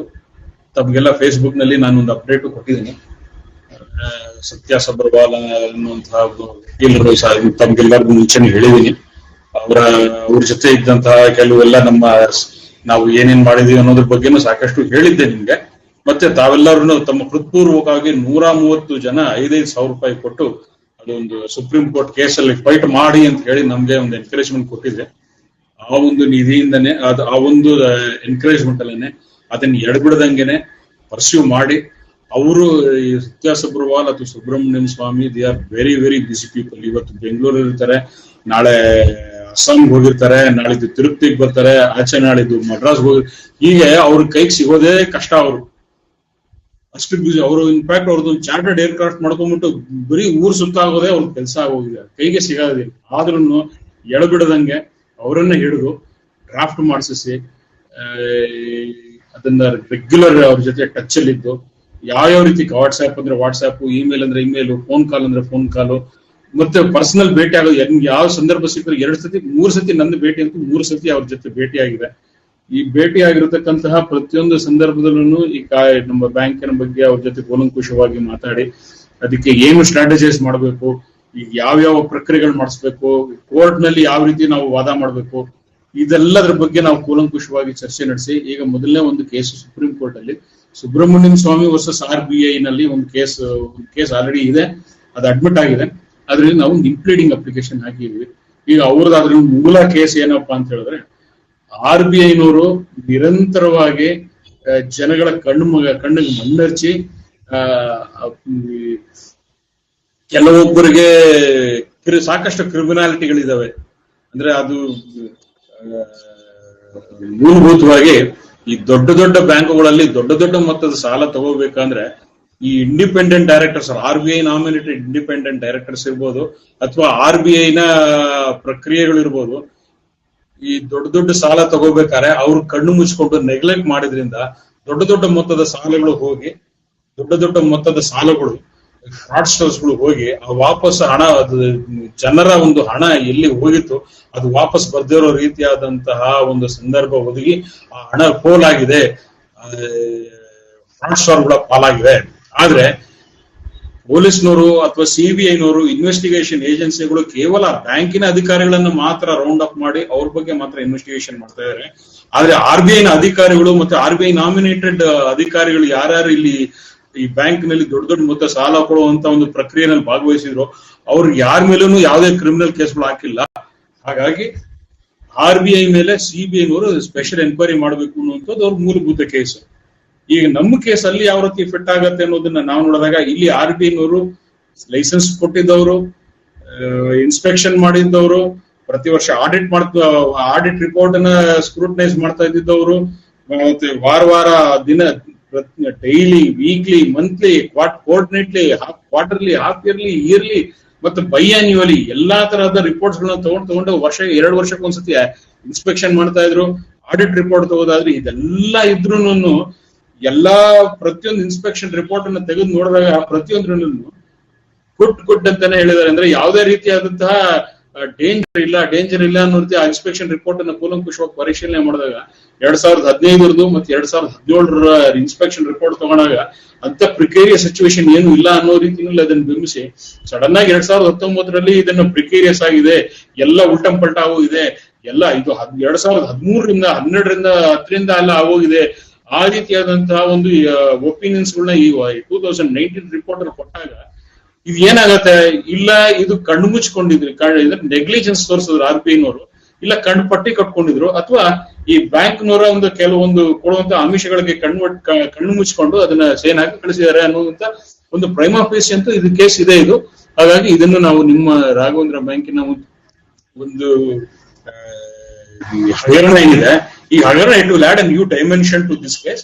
ಸೊ ಫಸ್ಟ್ ಈ ಇನಿಷಿಯಲಿ ಸ್ಟಾರ್ಟ್ ಮಾಡೋದಕ್ಕೆ ಈ RBI ಮೇಲೆ ಕ್ರಿಮಿನಲ್ ಕೇಸ್ ಆಗೋ ರೀತಿಯಲ್ಲಿ ನಿಮ್ಮ ಬ್ಯಾಂಕಿನ ಒಂದು ಪ್ರಕ್ರಿಯೆನಲ್ಲೂ ಅದು ಯಾವ ರೀತಿ ಕ್ರಿಮಿನಲ್ ಕೇಸ್ ಹಾಕ್ಬೋದು, ಮತ್ತೆ ಅವ್ರು ಯಾವ ರೀತಿ CBI ನಲ್ಲಿ RBI ರೋಲ್ ಅನ್ನು ಇನ್ವೆಸ್ಟಿಗೇಷನ್ ಮಾಡೋದಕ್ಕೆ ಒಂದು ಪ್ರಕ್ರಿಯೆ ಇದೆ. ಅದ ನಂತರ ಈಗ ಮುಂದಿನ ಡೆವಲಪ್ಮೆಂಟ್ಸ್ ಗಳ ಬಗ್ಗೆನು ಸತ್ಯ ಸಬ್ರವಾಲ್ ಅಂತ ಏನಿದಾರೆ ನಮ್ಮ ವಕೀಲರು, ಅವ್ರು ಸುಬ್ರಹ್ಮಣ್ಯಂ ಸ್ವಾಮಿ ವಕೀಲರು, ಅವ್ರು ನಮಗ್ ವಾದ ಮಾಡ್ತಾ ಇರುವಂತವ್ರು ಬೇರೆ. ಯಾಕಂದ್ರೆ ಅವ್ರಿಗೆ clash of interest, conflict of interest ಆಗತ್ತೆ. ಅವ್ರು ಆಲ್ರೆಡಿ ಕೇಸಲ್ಲಿ ಲಾಯರ್ ಆಗಿರೋದ್ರಿಂದ ಅವರು ನಮ್ಗೆ ಡೈರೆಕ್ಟ್ ಆಗಿ ಲಾಯರ್ ಆಗೋಕೆ ಸಾಧ್ಯ ಇಲ್ಲ. ಅವ್ರು ಬೇರೆ ಅವರ ಒಂದು ಪರಿಚಯ ಗಣದಲ್ಲಿನೇ ಅವ್ರ ಒಂದು ಅತ್ಯುತ್ತಮವಾದಂತ ಇಬ್ಬರು ಲಾಯರ್ಸ್ ಕೊಟ್ಟಿದ್ದಾರೆ. ಅವ್ರ ಜೊತೆಗೆ ನಮ್ಮ ರೆಗ್ಯುಲರ್ ಇಂಟ್ರಾಕ್ಷನ್ಸ್ ಇರುತ್ತೆ. ಸೊ ಹಾಗಾಗಿ ಈ ಕೇಸ್ ಒಂದಾಗತ್ತೆ. ಇದ್ರ ಜೊತೆಗೆ ನೆಕ್ಸ್ಟ್ ಅವ್ರಿಗೆ ನಮ್ಮ ಬ್ಯಾಂಕಿನ ಪ್ರತಿಯೊಂದು ಡೆವಲಪ್ಮೆಂಟ್ಸ್ ಬಗ್ಗೆ ಅವರಿಗೆ ನಾನು ಅಪ್ಡೇಟ್ ಕೊಡ್ತಾ ಇದ್ದೀನಿ. ಆ ಅಪ್ಡೇಟ್ಸ್ ಗಳ ಒಂದು ಸೀರೀಸ್ ನಲ್ಲಿ ಈಗ bank licence probable cancellation of our bank licence ಬಗ್ಗೆನೂ ಹೇಳಿದೀನಿ. ಹೌದು, ಇಷ್ಟೆಲ್ಲ ಮಾಡಿ ಇಷ್ಟೆಲ್ಲ ಅವರು ನೆಗ್ಲಿಜೆನ್ಸ್ ತೋರಿಸಿ ಈಗ ಅವರೇ ಬ್ಯಾಂಕ್ ಲೈಸೆನ್ಸ್ ಕ್ಯಾನ್ಸಲ್ ಮಾಡ್ತಾ ಇರೋದ್ರಲ್ಲಿ ಇದು ಎಂಥ ಒಂದು ಕೆಟ್ಟ ಒಂದು ಪ್ರೆಸಿಡೆನ್ಸ್ ಇಡ್ತಾ ಇದ್ದಾರೆ ಅಂತ ಹೇಳಿ ಇದಕ್ಕೆ ಕ್ಯಾನ್ಸಲೇಷನ್ ಬ್ಯಾಂಕಿನ ಲೈಸೆನ್ಸ್ ಕ್ಯಾನ್ಸಲೇಷನ್ ಬಗ್ಗೆ ಒಂದು ಹೈಕೋರ್ಟ್ ಅಲ್ಲಿ ಕೇಸ್ ಹಾಕೋದು. ಮತ್ತೆ ಇನ್ನು ಕೆಲವೊಂದು ಪಾಯಿಂಟ್ಸ್ ಇದೆ. ಈಗ ಅದನ್ನ I am not at liberty to discuss all those things. ಇದನ್ನ ಯಾಕೆಂದ್ರೆ ಇದು ಬಹಳ ಪ್ರಿಮೆಚೂರ್ ಆಗೋಗುತ್ತೆ. ಇನ್ನು ನಮ್ಮ discussions it is still going on. So ಈ ಒಂದು ಪರಿಸ್ಥಿತಿನಲ್ಲಿ ನಾವು ಇನ್ನು ಪ್ರಕ್ರಿಯೆ ನಡೀತಾ ಇದೆ, ಲೀಗಲ್ ಪ್ರಕ್ರಿಯೆಗಳು ನಡೀತಾ ಇದೆ. ಮುಂದಿನ ದಿನಗಳಲ್ಲಿ as and when things develop I will definitely share with you what are the developments. ಮತ್ತೆ ಇಲ್ಲಿ ನಾವು ಬಂದಾಗ ಇಲ್ಲಿ ನಾನು 2 ಪಾಯಿಂಟ್ ಹೇಳಿದ್ದೆ. ಒಂದು, ಯಾಕೆ ಹೀಗಾಯ್ತು, ನಾವು ಮುಂದೆ ಏನ್ ಮಾಡ್ಬೇಕು ಅಂತ. ಯಾಕೆ ಹೀಗಾಯ್ತು ಅನ್ನೋದನ್ನ ನಾವು ಆತ್ಮಾವಲೋಕನೆ ಮಾಡ್ಕೋಬೇಕು. ಈ ಆತ್ಮಾವಲೋಕನೆ ಮುಂದೆ ಮಾಡ್ಕೊಳ್ಳೋಣ. So this is the preliminary submission that I wanted to make. So I will open ತಾವುಗಳು ಯಾರ್ಯಾರು ಏನೇನು ನನಗೆ I don't want people who have been speaking to speak. I want new people to come up. ಹೊಸ ಜನ ಬಂದು ಮಾತಾಡಬೇಕು. ಮತ್ತೆ but actually I am very disappointed with the numbers. ಇಂಥ ಒಂದು ಕ್ಲಿಷ್ಟವಾದಂತ ಒಂದು ಪರಿಸ್ಥಿತಿಗೆ ನಾವೆಲ್ಲ ಸಿಕ್ಕಾಕೊಳ್ಳೋದು ಕೇವಲ 61 ಜನ ಇಲ್ಲ, ಇಲ್ಲಿ 59 ಜನ ಇದೀವಿ. ಏನ್ ಬೇರೆಯವರೆಲ್ಲ ಏನ್ ಕತ್ತೆ ಕಾಯ್ತಾ ಇದಾರೆ ಅಂತ ನನ್ಗೆ ಅರ್ಥ ಆಗ್ತಾ ಇಲ್ಲ. This is really precarious. I am really flabbergasted. ಇನ್ನೂ ಜನಗಳಿಗೆ ಸೀರಿಯಸ್ನೆಸ್ ಗೊತ್ತಾಗಿಲ್ಲ ಅಥವಾ ಅವ್ರ ದುಡ್ಡು ಬೇಡ ಅಂತ ಎಲ್ಲ ಡಿಸೈಡ್ ಮಾಡ್ಕೊಂಡ್ಬಿಟ್ಟಿದಾರ ಅಂತ ಅರ್ಥ ನಿಮ್ಗೆ. It is really disturbing. Multiple groups. I'm completely flabbergasted.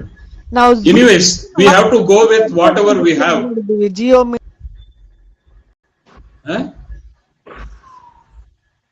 We have put in so much efforts to share the GeoMeet link in multiple groups, much in advance.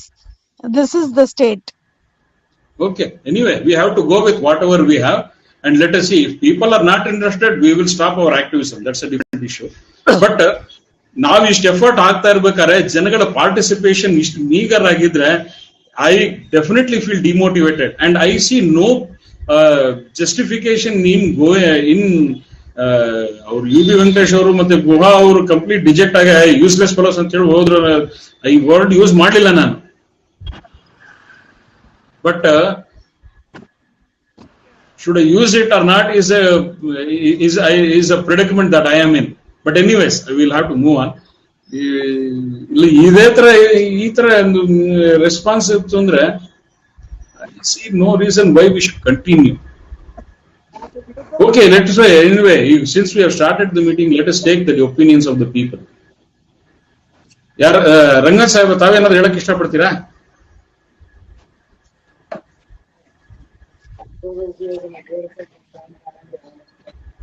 Ranganath ಅವರೇ, ಮಾತಾಡಿ ಸರ್. ತಾವು ಏನಾದ್ರು ಹೇಳಕ್ ಇಷ್ಟಪಡ್ತೀರಾ? ಬಂದೆ ಮಾಡ್ಕೋದು. ತಾವು ಬಿಸಿ ಇದ್ರೆ ಪರವಾಗಿಲ್ಲ, ಬೇರೆ ಯಾರಾದ್ರು. ಓಕೆ, ಬೇರೆ ಯಾರಾದ್ರೂ ಏನಾದ್ರು ಹೇಳಕ್ ಇಷ್ಟಪಡ್ತೀರಾ?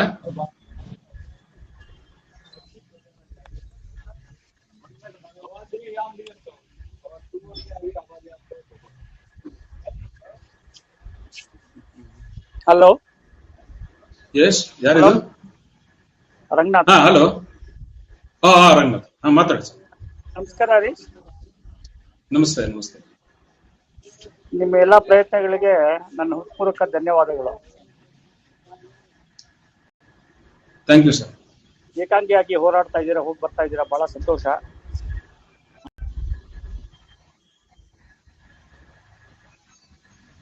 ಆತಂಕನೂ ಆಗಿದೆ ಒಂದ್ ಕಡೆ ನಿಮ್ಮ ಹೋರಾಟದ್ದು ಒಂದ್ ಕಡೆ ಖುಷಿ ಕೊಡ್ತಾ ಇದೆ, ಒಂದ್ ಕಡೆ ದುಃಖ ಆಗ್ತಾ ಇದೆ. UB ವೆಂಕಟೇಶ್ ಮತ್ತೇನು ಅವ್ರನ್ನ ಕಾಂಟ್ಯಾಕ್ಟ್ ಮಾಡಿಲ್ಲ. ಮತ್ತೆ ನೀವು ಸಮಯ ಸಿಕ್ಕರೆ ರಾಜಣ್ಣ ಅವ್ರನ್ನ ಒಂದ್ಸಲ ಮೀಟ್ ಮಾಡಿ ಬರೋಣ.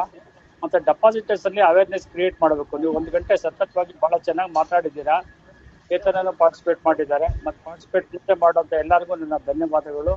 ಯಾಕೆ ಯಾರಿಗೂ ದುಡ್ಡು ಬೇಡವಾ? ನಂಗೆ ಅರ್ಥನೇ ಆಗ್ತಾ ಇಲ್ಲ. ಯಾವಾಗ 50-60 ಜನ ಮೇಲೆ ಬರೋಲ್ಲ, ಬಂದ್ರು ಯಾರು ಮಾತಾಡಲ್ಲ. ಯಾತಕ್ಕೆ ಮಾತಾಡಲ್ಲ ಗೊತ್ತಾಗ್ತಾನೆ ಇಲ್ಲ. ಎಲ್ಲಾದ್ರೂ ಹಾರ್ಡ್ ಆರ್ಡ್ ಮನಿ ಅಲ್ವಾ? ಹೆಮ್ ಅಂತ ಹೇಳ್ತಾರೆ. ಆ ಲೀಗಲ್ ಸೆಕ್ಷನ್ ಅಲ್ಲಿ ಒಂದು 28 ತರ ಬರೀತಾ ಇರ್ತಾರೆ. ಯಾತಕ್ಕೆ ಇದಕ್ಕೆ ಜಾಯ್ನ್ ಆಗಬಾರ್ದು? ಓಪನ್ ಆಗಿ ಎಕ್ಸ್ಪ್ರೆಸ್ ಮಾಡಬಾರ್ದು? ಅದನ್ನೇ ನಾನು ಹೇಳೋದು ಅಷ್ಟೇ ಸರ್. ಮತ್ತೆ ನಾನು ಹೇಳೋದೇನಿಲ್ಲ.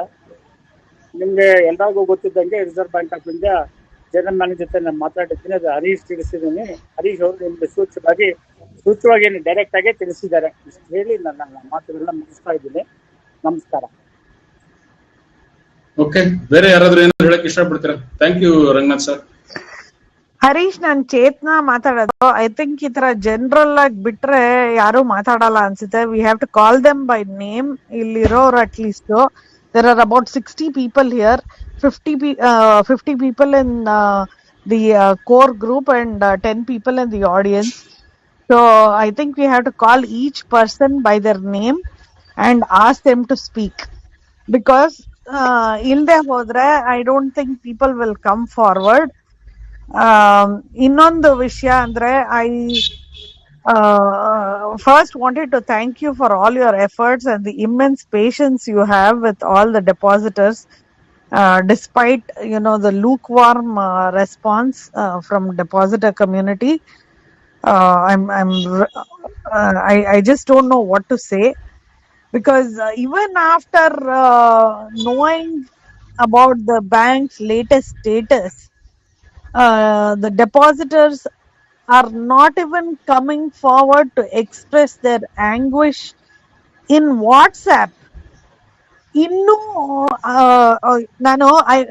So that is the reason I feel that maybe depositors have not understood, or they are pretending not to understand, or they are still in that Stockholm syndrome kind of phase. Annadu ನನಗೆ ಅರ್ಥ ಆಗ್ತಾ ಇಲ್ಲ. So I want to first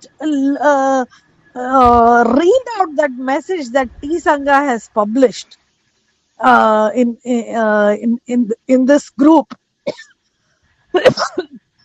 So ಏನ್ publish ಮಾಡಿದ್ದಾರೆ T ಸಂಘನವರು ಈ group ಅಲ್ಲಿ.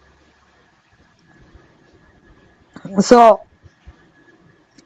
ಅವ್ರು publish ಮಾಡಿದ್ದ ಮೆಸೇಜ್ ಈ ತರ ಇದೆ.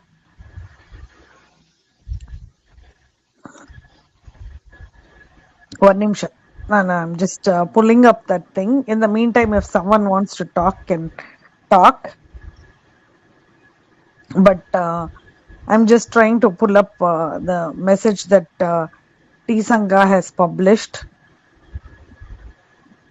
ನಿಮ್ಮ ಹತ್ರ ಇದ್ರೆ please pull it up and display it on the screen.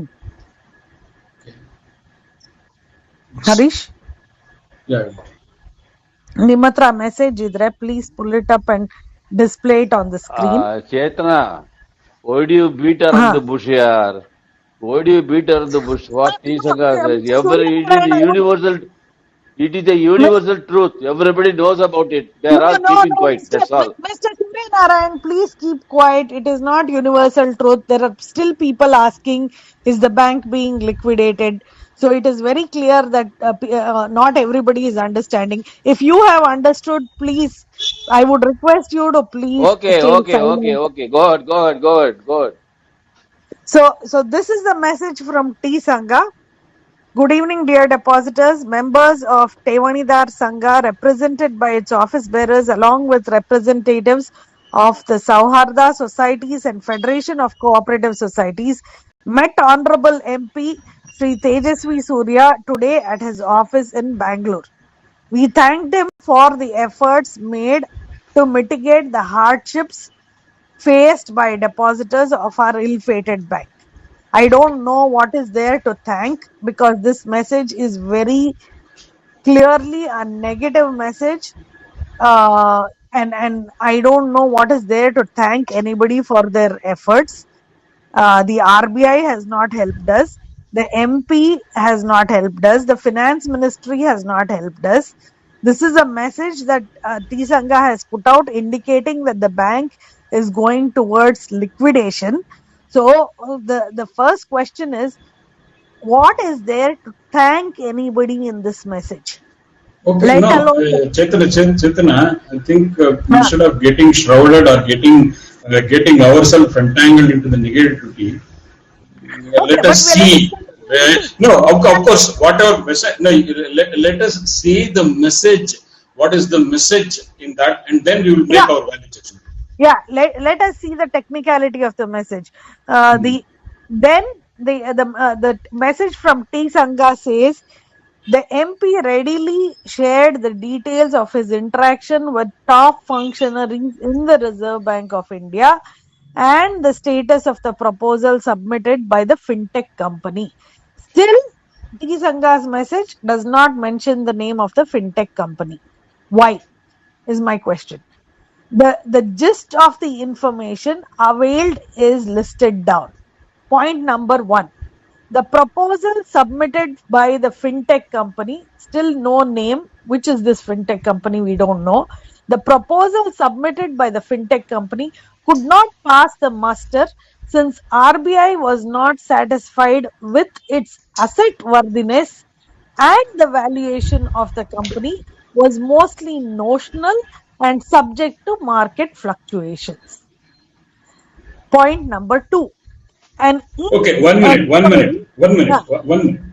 Let us understand what does it mean. Okay, can you just read it again one more time? Yes, I want to read it again. The proposal submitted by the Fintech company could not pass the muster since RBI was not satisfied with its asset worthiness. Okay, what does it mean? What does it mean? What does it mean? So, can anybody throw light or can anybody elaborate on what does it actually mean? ಯಾರಿಗಾದ್ರೂ ಏನಾದ್ರೂ idea ಇದೆ ಏನು ಹೇಳ್ತಾ ಇದ್ದಾರೆ ಅನ್ನೋದ್ರ ಬಗ್ಗೆ ತಮಗೆ ಏನಾದ್ರೂ ಐಡಿಯಾ ಇದೆಯಾ? Please unmute yourself and answer Harish's question. ಯಾರಿಗಾದ್ರೂ ಏನಾದ್ರೂ ಇದು ಅರ್ಥ ಆಯ್ತಾ ಇದು ಏನ್ ಬರ್ದಿದ್ದಾರೆ ಅನ್ನೋದು ಅರ್ಥ ಆಯ್ತಾ ಇಲ್ಲಿ? Sir, it is the beginning of the end, sir, to put it simply. Allah, no. That is not what I am asking. I want to know the actual literal meaning of what has been told. Okay, sir. Does anybody know? I will explain. Okay, what it actually means is that the company that gave a wonderful, brave proposal was not even capable of giving such a proposal. That's what it means, number 1. Number 2, it says the assets that it showed is subject to market fluctuation. What does it mean? They put up their actual shares. Pre-IPO shares. Pre-IPO shares they showed as assets. But that asset cannot be accepted because it's not a physical asset. And it is not an immovable asset, or it cannot be evaluated. And this is a very speculative thing. So just like how Kingfisher Airlines gave Kingfisher brand as a security to avail thousands of crores of loan. Yesterday, this day they took the loan, and next day when they tried to when UB's Vijay Mallya did not repay back, when they tried to do a surface and all those actions, they saw that this has zero value. This Kingfisher brand has zero value. It is not a physical asset. So that is the kind of, so it was completely speculative. So RBI was in no position to accept this proposal or the credit worthiness of the investor. So there is point number 1. Yeah, go to next point. Just to add to what you said, my question is, did the MP and the administration... We will come to that later. We will come to that later. You okay. go through all these points. I will read point number 2. The point number 2 says, an ED enquiry on some transactions related to this company is in progress. This acts as a hindrance to the screening committee unless absorbed by the judiciary. Judiciary. Sir, please. Sir, Surya Okay, Narayan. okay. So what does this mean? This company, Razorpay, was under ED scanner from quite some time. In fact, we had read about 6 months back that 78 crores worth assets have been confiscated by ED, and investigation is going on, and it has been found that they have a lot of transactions which are bracketed under suspicious. And this particular investigation is going on much before they put our proposal. Before Raghavendra Bank proposal was put, this Razorpay was under ED scanner, and there was quite a few people who talked about Razorpay having having been under the ED scanner. So this proposal will be subject to a greater confusion. So this is another point I wanted to. Okay, continue, man. Okay, just to add to what you said, the MP and the administrator Ashokan knew very well that there was an ED inquiry going on in progress with respect to Razorpay. Okay, now point number 3 in T Sangha's message. It says the shareholding pattern in the parent company was a negative point. Okay, what is that negative point? Have they elaborated on that? No, that is all they say. Okay, let me tell you what is the impediment here. In January 2022, there was a proposal for Raghavendra Bank from a company called as Dhanvarsha NBFC.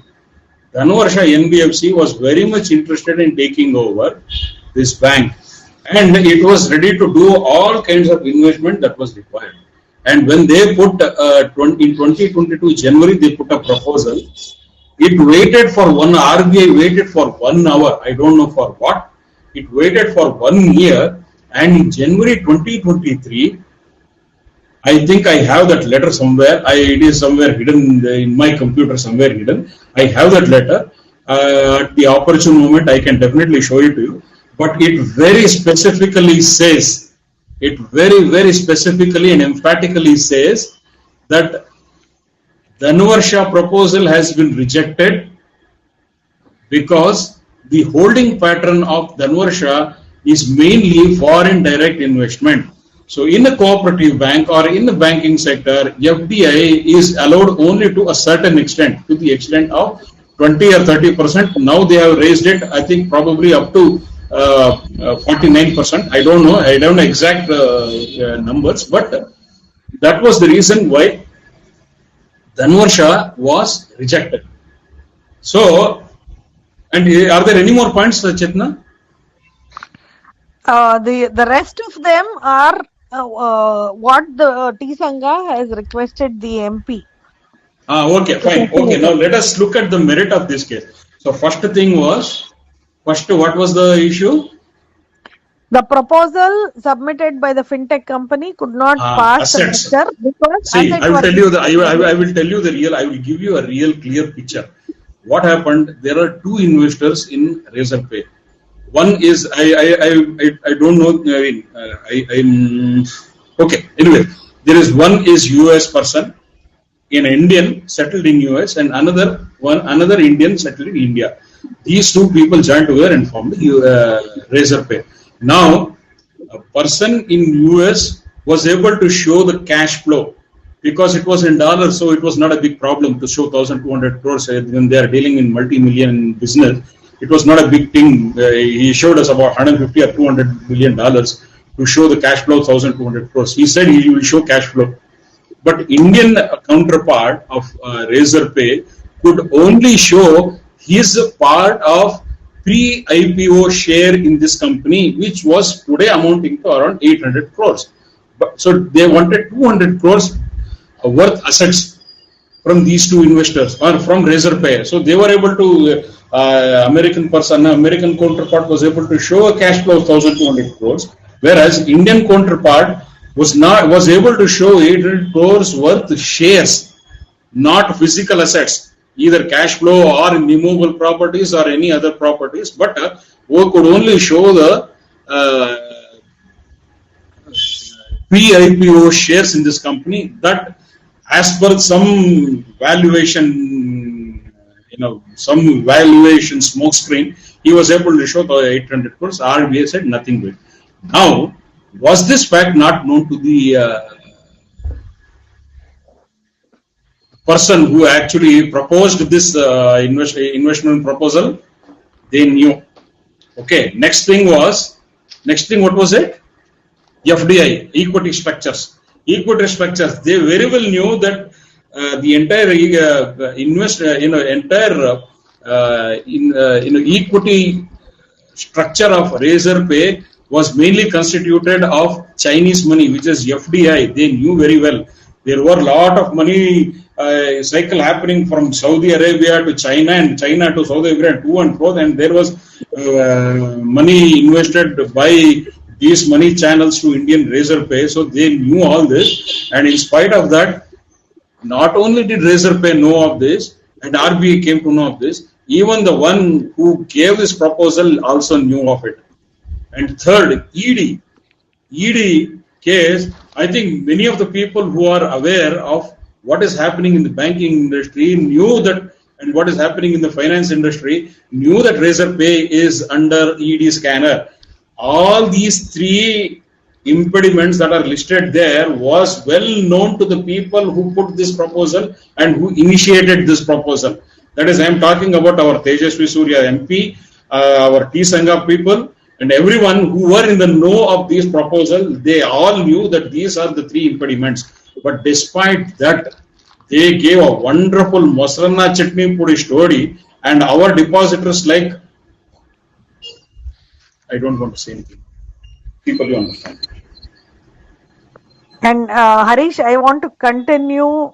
You have presented the dissection of the first 3 points that was published. I want to continue what the T Sangha is trying to do in future going forward, which is what they have presented in their message. They say that members present, the T Sangha members who were present at the meeting with the MP Tejasvi Surya, they requested the MP Tejasvi Surya to facilitate the following. Point number A, to help in getting a stay order against the cancellation of banking license as soon as possible. What does this indicate? This clearly indicates complete ignorance of their legal knowledge. Yeah, and this indicates. I don't want to say anything more than that. It only means that all the excellent intellectual ability and all the legal part, all the legal what do you call it, legal luminaries in the T Sangha, they have absolute ignorance of what is the law. Okay, move on. And what does this message indicate? This message clearly indicates that there is a high possibility of cancellation of banking license, and the MP has no, there is not likelihood, Chetana. I beg to differ. It is not the likelihood. It is going to be the reality. We have already seen the letter. I'm not seen the letter, of course, but I have a clear indication mentioned by the RCS himself that this letter has come to us to show cause as to why the bank license has not should not be cancelled. This letter is coming, so it is not any probabilities. It is happening. It is a reality. So the MP and T Sangha are very well aware that this notice was issued by the RBI to RCS. Such a letter came from RBI to the RCS and to Administrator Ashokan, but they have sugar-coated it, and they have said that we are trying to get a stay order against the cancellation of banking license as soon as possible. So, how can the MP help with getting a stay order? I do not understand. This is something that has to be done in the court of law. It is not a member of parliament's task to get a stay order or to help with getting a stay order against cancellation of banking license. However, this message, this point number A from T Sangha clearly indicates that there is a cancellation of banking license scenario which the MP and T Sangha are very well aware of. And my question is, even when T Sangha has published this message, T Sangha did not mention the name of the fintech company in question, which is Razorpay. And I still to date do not understand why T Sangha or the MP or Administrator Ashokan hid the name of the fintech company from the depositors. What would the depositors do if they were made aware of the name of the fintech company? Would they go and try to stop the initiative? No. Why will we stop any initiative that is good for us? So I don't understand why it was being hidden. That is my point. And the second point is from this point number A, it is very, very evident that the bank is going to be liquidated. The second point is formation. The T Sangha has requested the MP for the formation of an empowered committee to oversee loan recovery process. Okay, I understand this, that the T Sangha has requested the MP, but it is really the RBI and the RCS that are going to take a decision in this regard. Maybe the MP can put some pressure on it. Will he do that? We don't know. So, formation of an empowered committee to oversee loan recovery process. This should have been done by now. It's already 3.5 years since Section 35A has been imposed, but this has not been done. Okay, we are requesting the MP to do that. Let us see if that happens. And then the third point is the T Sangha has requested the MP to prevail upon the government of Karnataka and the RBI to conduct elections for the formation of board of directors who will decide the future course of actions. So, Harish, can you please speak about and elaborate this point? What is there to elaborate? I mean, is there what is there to elaborate there? You know, that is completely a puerile. A puerile. Let me elaborate. A puerile is a childish statement. It is nothing but a childish statement. I mean, and all the so-called intellectuals of T Sangha and all those who formed this beautiful letter have absolutely no idea of ground reality. So I will only say that much. What I don't understand is when you're talking about cancellation of banking license and liquidation and putting a stay order against the cancellation of banking license, how can someone prevail upon the government of Karnataka? Or no. That is quite possible. That is quite possible. That is quite possible. We saw that in Gujarat. That is quite possible. Okay, so what is what does this message imply then? I do not understand. What does this message imply? I will tell you straightforward on the face of our depositors that T Sangha, whoever who formed this letter thinks that all depositors are number one idiots. That is what it implies. They think that we are all idiots sitting here and listening to all their cock and bull stories. That is what I mean. I'm sorry to say in such a rude and open manner, but this is what I feel. And I think that this is a slap on our intellectual ability. And the last point that is outlined here is extremely important. And the T Sangha has asked the MP, requested the MP to bring an amendment to the DICGC Act, withdrawing the power. Chinthana, I think you should stop here, because I am feeling that I am really idiot.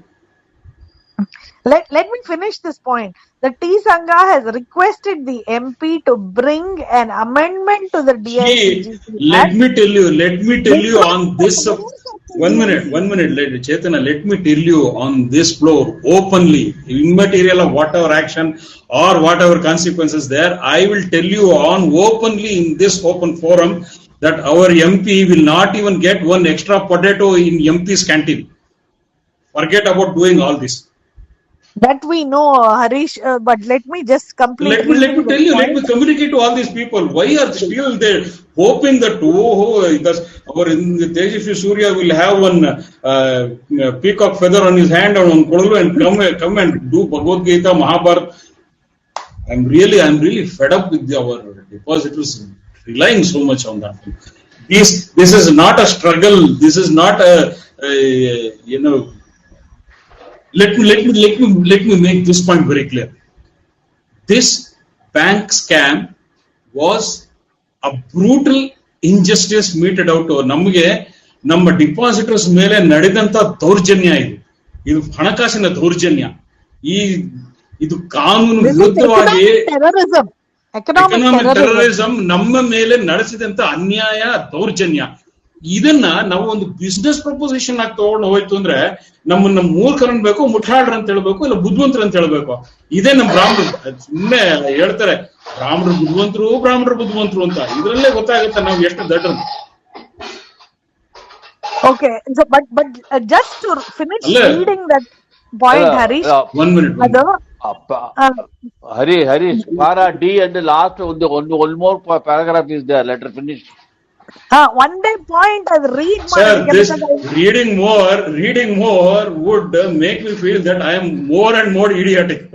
Allah, Harish. Okay, the reason I want to read it is because I want to read the DICGC Act, the next one. That's very important, ma. That paragraph. That paragraph. So, in order to bring an amendment to the DICGC Act, withdrawing the powers of DICGC to call back the money given to the bank for dispersal to account holders. So, what does this mean to us? We need to understand this. So, why has the T Sangha requested the MP for an amendment to the DICGC Act, withdrawing the powers of the DICGC to call back the money that the DICGC has given to the bank for dispersal to account holders? Harish, can you explain this point? Okay, let me explain. What it means is that the DICGC amount of 5 lakh that was given to all of us amounted to something in the range of about 716 to 730 crores. Some people have not got it, but amount has been earmarked, so totally about 723 crores or something, out of which 716 crores has been dispersed. This is my information. I may be not precise in that, but what this particular set of words or this statement means is this 716 crores as per the DICGC Act, the section 2122. Once the bank goes for liquidation or once this bank is taken over by another entity, then this amount will have to be paid at the terms discussed. It may be in installments, it may be in lump sum, it may be in a long installment or one-shot payment after some years or in whatever terms it can be returned. So this is actually a loan given by the DICGC for the bank to clear off the insurance. In turn, this amount will have to be repaid back at the event of liquidation or at the event of another bank, another entity taking over this bank. So, DICGC is not giving any money. This is only giving it as a loan. So, once this bank gets liquidated, the first priority, all the money will flow back to DICGC. So, whatever, if there is not enough money to pay more, they will forego that, they will consider as loss. But once all the money flows out, what is there left here in the bank? Now, what these people are telling is DICGC should forego the 718 crores of amount, and this amount should be given back to the depositors who have their money here. And after having deposit, if there is any money left, then it has to go back to DICGC. That is what is the. So now this is as good as telling DICGC, you forego your rights and give it to the general public. Now, government has ever acted like this. It has never, even in income tax cases or tax cases or any cases, whatever is due to the government, first it will just grab everything. Only after that it will give it to other stakeholders. So government has never accepted, and this is incorporated in the DICGC Act itself. So we are not questioning the action here, we are questioning the law itself.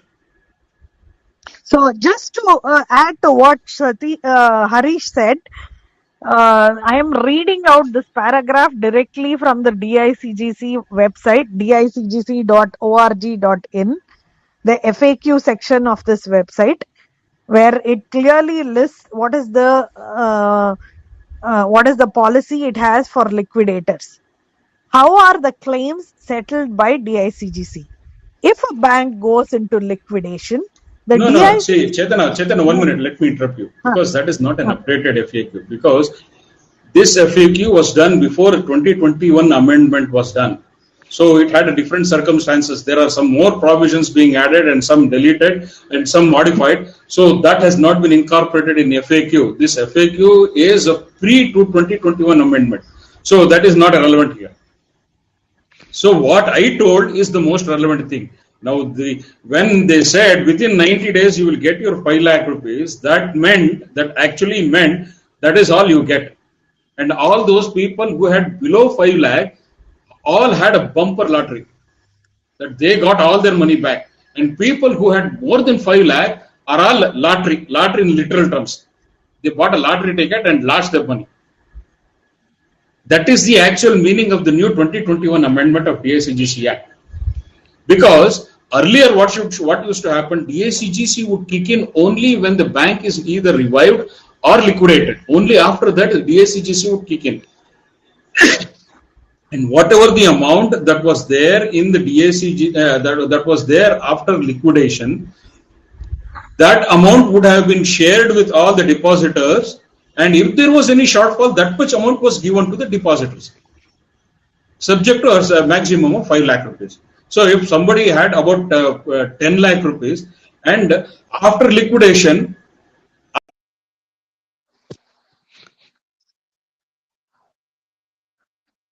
Harish, we can't hear you.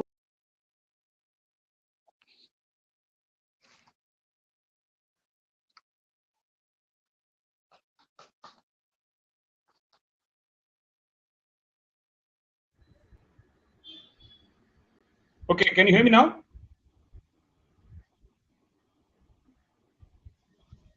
Hello? Harish, I am hearing you. I don't know about others. ಹೇಳಿ Can you hear me now? ಕೇಳಿಸ್ತಾ ಇದೆ. I am hearing. ಕೇಳಿಸ್ತಾ ಇದೆ sir. ಕೇಳಿಸ್ತಾ ಇದೆ, ಹೇಳಿ. Hello? We are able to hear it. ಕೇಳಿಸ್ತಾ ಇದೆ. Chetna is cut off. One way ಆಗಿದೆ, ಅವ್ರಿಗೆ Chetna is cut off.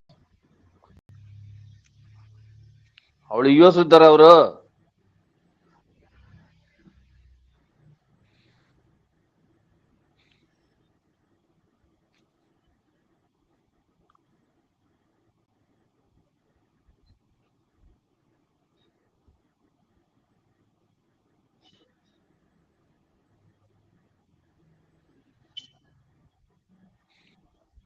Okay, can you hear me now?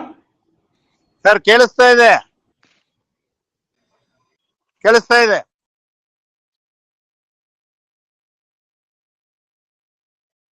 ಕೇಳಿಸ್ತಾ ಇದೆ. I think he is not here. He is not hearing.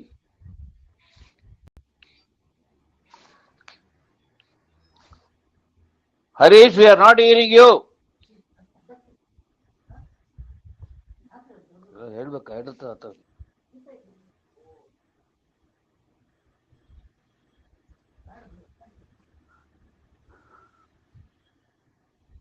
Harish, I got kicked out. Hey, Harish is not hearing. So Chaitanya, continue, ma. Finish up that paragraph. That is done. So Harish has explained how the DICGC works, but now that is the end of the of T Sangha's message. But now I want to read another message Innilla, that has been. last paragraph ಓದಿಲ್ಲವಲ್ಲ ನೀವು ಬೇಡವಾ? I have already read that. No, I can read we it have not again. heard, ma. We have not No, heard because there was a break in your incoming call. Okay. okay. Regardless of all the above. Okay, I can Regardless of all the above. Okay, I can read it again, sir. I can read it again. So, so the message actually said, the last message about DICGC. Just give me a moment, sir. Shall I go ahead? Yes, please go ahead, sir. If you want to read, go ahead and read. Point para D. To bring an Yes. amendment to DICGC Act withdrawing the powers of DICGC to call back the money given to bank for dispersal of accounts orders. Yeah, Okay. I think I just summed it up. Yeah, and I think Harish has actually summed it up. Okay, then the and last paragraph, do you want me to read? Yeah, you can go ahead and read, sir. Regardless of all the above, we would like to categorically state to all our members, these are all our attempts and have no guarantee of any success, failure, and will continue to put our best effort. We have filed multiple cases in the higher judiciary already and have got some interim relief till now. Have got some interim relief till now. I don't know what is the meaning of it. We have filed multiple cases in higher judiciary already, and we have got some interim relief till now. Thank you all. Sir, interim relief means T Sangha filed a case against the DICGC and they got a stay order against the bank repaying DICGC. Harish can elaborate on that. Harish, are you back? Correct. Harish, are you back? Harish only got kicked out. Harish, can you hear us? Harish is not there, man. Harish, can you hear us? He is not hearing. Wait, let me. He is not. It has become one way. Yeah, let me, because he is still online, but he is not able to hear. I'm going to send him a WhatsApp message.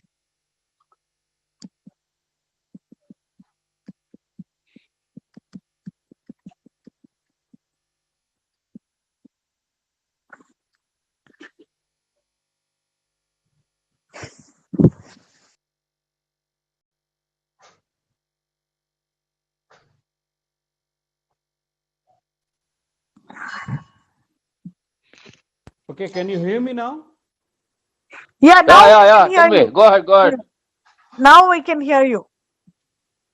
So, I was just, Mr. Surya Narayan read out the last part of the message after the DICGC point, which said that T Sangha has filed many cases in the higher judiciary and have got some interim relief. So, Mr.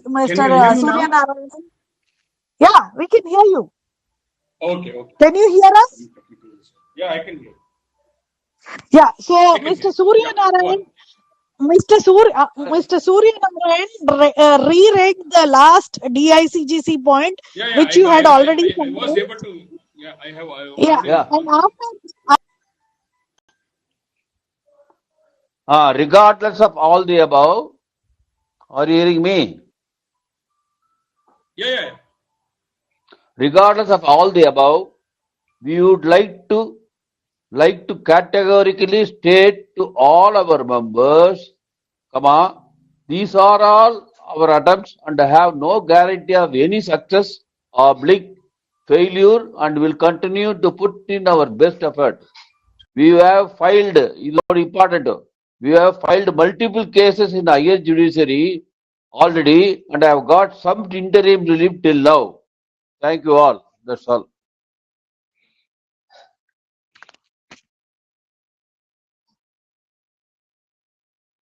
Okay, that is self-explanatory, so we don't have to dwell on that. But what I say is, so ನಿಮ್ ಮಾತ್ ಕೇಳಿಸ್ತಾ ಇಲ್ಲ ಹರೀಶ್ ಅವರೇ, ನಿಮ್ ಮಾತ್ ಕೇಳಿಸ್ತಾ ಇಲ್ಲ. ಹರೀಶ್ ಅವ್ರ ಮಾತ್ ಕೇಳಿಸ್ತಾ ಇಲ್ಲ. But we are hearing, sir. Now we are not hearing. We are not hearing now. No, I am hearing you. ನಿಮ್ದೇನೋ ಪ್ರಾಬ್ಲಮ್ ಇರ್ಬೇಕು ನೋಡಿ, ಎಲ್ಲರಿಗೂ ಕೇಳಿಸ್ತಾ ಇದೆ. ಇಲ್ಲ, ನಿಮ್ ಮಾತ್ ಕೇಳಿಸ್ತಾ ಅಲ್ರಿ, ನಿಮ್ ಮಾತ್ ಕೇಳಿಸ್ತಾ ಇದೆ. ಏನ್ ಹೇಳಿದ್ದ, ಏನೋ ಪ್ರಾಬ್ಲಮ್ ಇರ್ಬೇಕಷ್ಟೇ, ಅವ್ರದ್ದು ನಮ್ಗೆಲ್ಲ ಕೇಳಿಸ್ತಾ ಇದೆ. ನನ್ ಮಾತ್ ಕೇಳಿಸ್ತಾ ಇದೆ ಈಗ, ಇವಾಗ ಕೇಳಿಸ್ತಾ ಇದೆ ಓಂಕಾರ ಅವ್ರೆ? ಈಗ ಸ್ವಲ್ಪ ಕೇಳಿಸುತ್ತೆ, ಈಗ ಸ್ವಲ್ಪ ಕೇಳಿಸುತ್ತೆ. ಓಕೆ, ಅದೇ ಇವಾಗ ಇದೆಲ್ಲ what ever that has been discuss now is it is self-explanatory, so we don't have to dwell. But again, I just coming back to the point, ನಮ್ಮ ಬ್ಯಾಂಕಿನ ಹೋರಾಟ ಈಗ ನಾವು ಎರಡು ಎಕ್ಸಾಂಪಲ್ ಇದೆ. ಒಂದು PMC ಬ್ಯಾಂಕ್ ಇದೆ, ಇನ್ನೊಂದು ಕಡೆ ನಮ್ಮ ರಾಘವೇಂದ್ರ ಬ್ಯಾಂಕಿನ ಹೋರಾಟ ಇದೆ. ಈ ಎರಡನ್ನ ನಾವು ತಗೊಂಡಾಗ, ತಾಳಕೆ ಹಾಕಿದಾಗ ನಮಗೆ ಕಾಣಿಸೋದೇನು, ಒಂದು ಬ್ಯಾಂಕು ನಮಗಿಂತ 10 ಪಟ್ಟು ದೊಡ್ಡ ಬ್ಯಾಂಕ್, ಅದು ಸುಮಾರು 15-16 ಸಾವಿರ ಕೋಟಿ ಬ್ಯಾಂಕ್ ಅದು. ಮತ್ತೆ ಅದರಲ್ಲಿ ಆಗಿದ್ದಂತ ಫ್ರಾಡ್ ಸುಮಾರು 7-8 ಸಾವಿರ ಕೋಟಿ ಫ್ರಾಡ್ ಇತ್ತು. ಆದ್ರೂ ಇವತ್ತು ಬ್ಯಾಂಕ್ ರಿವೈವ್ ಆಯ್ತದು. ಇವತ್ತೆಲ್ಲ ನಾಳೆ ಅವ್ರ ದುಡ್ಡು ವಾಪಸ್ ಬರುತ್ತೆ. ಅದು ಏನ್ ಟರ್ಮ್ಸ್ ಅಲ್ಲಿ ಇದೆಯೋ ಅದೇನೋ ಅಂತ ಬ್ಯಾಂಕ್ ರಿವೈವ್ ಆಯ್ತು. ಆದ್ರೆ ನಮ್ ಬ್ಯಾಂಕು ಲಿಕ್ವಿಡೇಷನ್ ಕಡೆಗೆ ಹೋಗೋದಕ್ಕೆ ಕಾರಣ ಏನು? ಇದೆರಡನ್ನ ನಾವು ಪರಾಮರ್ಶಿಸಿ ನೋಡ್ಬೇಕು, ಏನಕ್ಕಾಯ್ತು ಹಿಂಗೆ ಅಂತ. ಇದಕ್ಕೆ ಮೂಲಭೂತವಾದಂತಹ ಕಾರಣ ಅಂದ್ರೆ PMC ಬ್ಯಾಂಕಿನ ಡಿಪಾಸಿಟರ್ಸ್, ಪ್ರತಿ ಒಬ್ಬ ರಾಜಕೀಯ ನಾಯಕರು, ಪ್ರತಿ ಒಬ್ಬ ಪೀಪಲ್, RBI ಇರ್ಬೋದು, ಇರ್ಬೋದು, ಯಾರೇ ಇರ್ಬೋದು, ಪ್ರತಿ ಒಬ್ಬರನ್ನ ಬೆನ್ನಿಂದ ಬೇತಾಳ ತರ ಹಿಂದೆ ಬಿದ್ದು ಹೋರಾಟ ನಡೆಸಿ, ರಸ್ತೆನಲ್ಲಿ ಹೋರಾಟ ಮಾಡಿದ್ರು, ಮೀಡಿಯಾದಲ್ಲಿ ಹೋರಾಟ ಮಾಡಿದ್ರು, ಎಲ್ಲಾ ಕಡೆನೂ ಹೋರಾಟ ಮಾಡಿದ್ರು. ಅದು ಒಬ್ರು ಇಬ್ರು ಅಲ್ಲ, ಸಿಕ್ಕಾಪಟ್ಟೆ ಜನ, 300-500 ಜನ, 300-500 ಜನ ಹೋಗ್ತಾ ಇದ್ರು ಅವರಲ್ಲಿ, ಒಬ್ರು ಇಬ್ರು ಅಲ್ಲ. ಚೇತನ, ನಂದು ಥಾಟ್ ಫ್ಲೋ ಹೋಗ್ಬಿಡುತ್ತೆ. Let me complaint. Continue Harish. Okay, so ಈ ಹೋರಾಟದ ಒಂದು ನೆಲೆಯಲ್ಲಿ PMC bank, because of this continuous struggle, harsh protest and relentlessly stalking all the leaders, ಇದು ಒಂದೆಲ್ಲದರ ಕಾರಣವಾಗಿ they had a compulsion. ಯಾರಿಗೆ RBI ಇರ್ಬೋದು ಅಥವಾ ಗೌರ್ಮೆಂಟ್ ಇರ್ಬೋದು, ಒಂದು ಕಂಪಲ್ಷನ್ ಇತ್ತು. ಈ ಬ್ಯಾಂಕ್ ಅನ್ನು ರಿವೈವ್ ಮಾಡಿಲ್ಲ ಅಂತ ಹೇಳಿದ್ರೆ ನಮ್ ಕುತ್ತಿಗೆ ಹಿಸುಕ್ತಾರೆ ಇವರು ಅನ್ನುವಂತಹ ಒಂದು ಭಯ ಇತ್ತು, ಒಂದು ಇದಿತ್ತು. ಆ ಒಂದು ಸಿಚುವೇಶನ್ ಇಲ್ಲಿ again coming back to the earlier point, ಈಗ ನಮಗೆ ಆಗಿದ್ದು ಕಾನೂನಾತ್ಮಕವಾದಂತಹ ದೌರ್ಜನ್ಯ. ನಮ್ಮ ಬ್ಯಾಂಕ್ ಅಲ್ಲಿ ನಮ್ಮದಲ್ಲದ ತಪ್ಪಿಗೆ ನಮಗ್ ಶಿಕ್ಷೆ ಕೊಡ್ತಾ ಇದ್ದಾರೆ. This is travesty of justice. This is complete travesty of justice. ನಮ್ಮ ಬ್ಯಾಂಕಿನಲ್ಲಿ ಮೋಸ ಮಾಡಿದವರು ಇವತ್ತು ಆರಾಮಾಗಿ ಓಡಾಡ್ಕೊಂಡಿದ್ದಾರೆ. ಅವ್ರು ಎಲ್ಲರೂ ಬೇಲ್ ಮೇಲೆ ಆಚೆಗಿದ್ದಾರೆ. ಮತ್ತೆ ಸುಮಾರು ಜನಗಳಿಗೆ ಸ್ಟ್ರಾಂಗ್ ಲೀಗಲ್ ಲೂಮಿನರೀಸ್ ಅವ್ರಿಗೆ ಸಪೋರ್ಟ್ ಕೊಡ್ತಾ ಇರುವಂತಹ ಒಂದು ಸಂದರ್ಭದಲ್ಲಿ ದೊಡ್ಡ ದೊಡ್ಡ ಲಾಯರ್ಗಳನ್ನ ಅವ್ರು ಹೇರ್ ಮಾಡಿ ಅವ್ರ ಪ್ರತಿಯೊಂದು ಕೇಸಲ್ಲೂ ಖುಲಾಸೆ ಆಗುವಂತಹ ಎಲ್ಲ ಲಕ್ಷಣಗಳು ಕಾಣಿಸ್ತಾ ಇದ್ದಾರೆ. ಪ್ರತಿಯೊಂದು ಎಲ್ಲೂ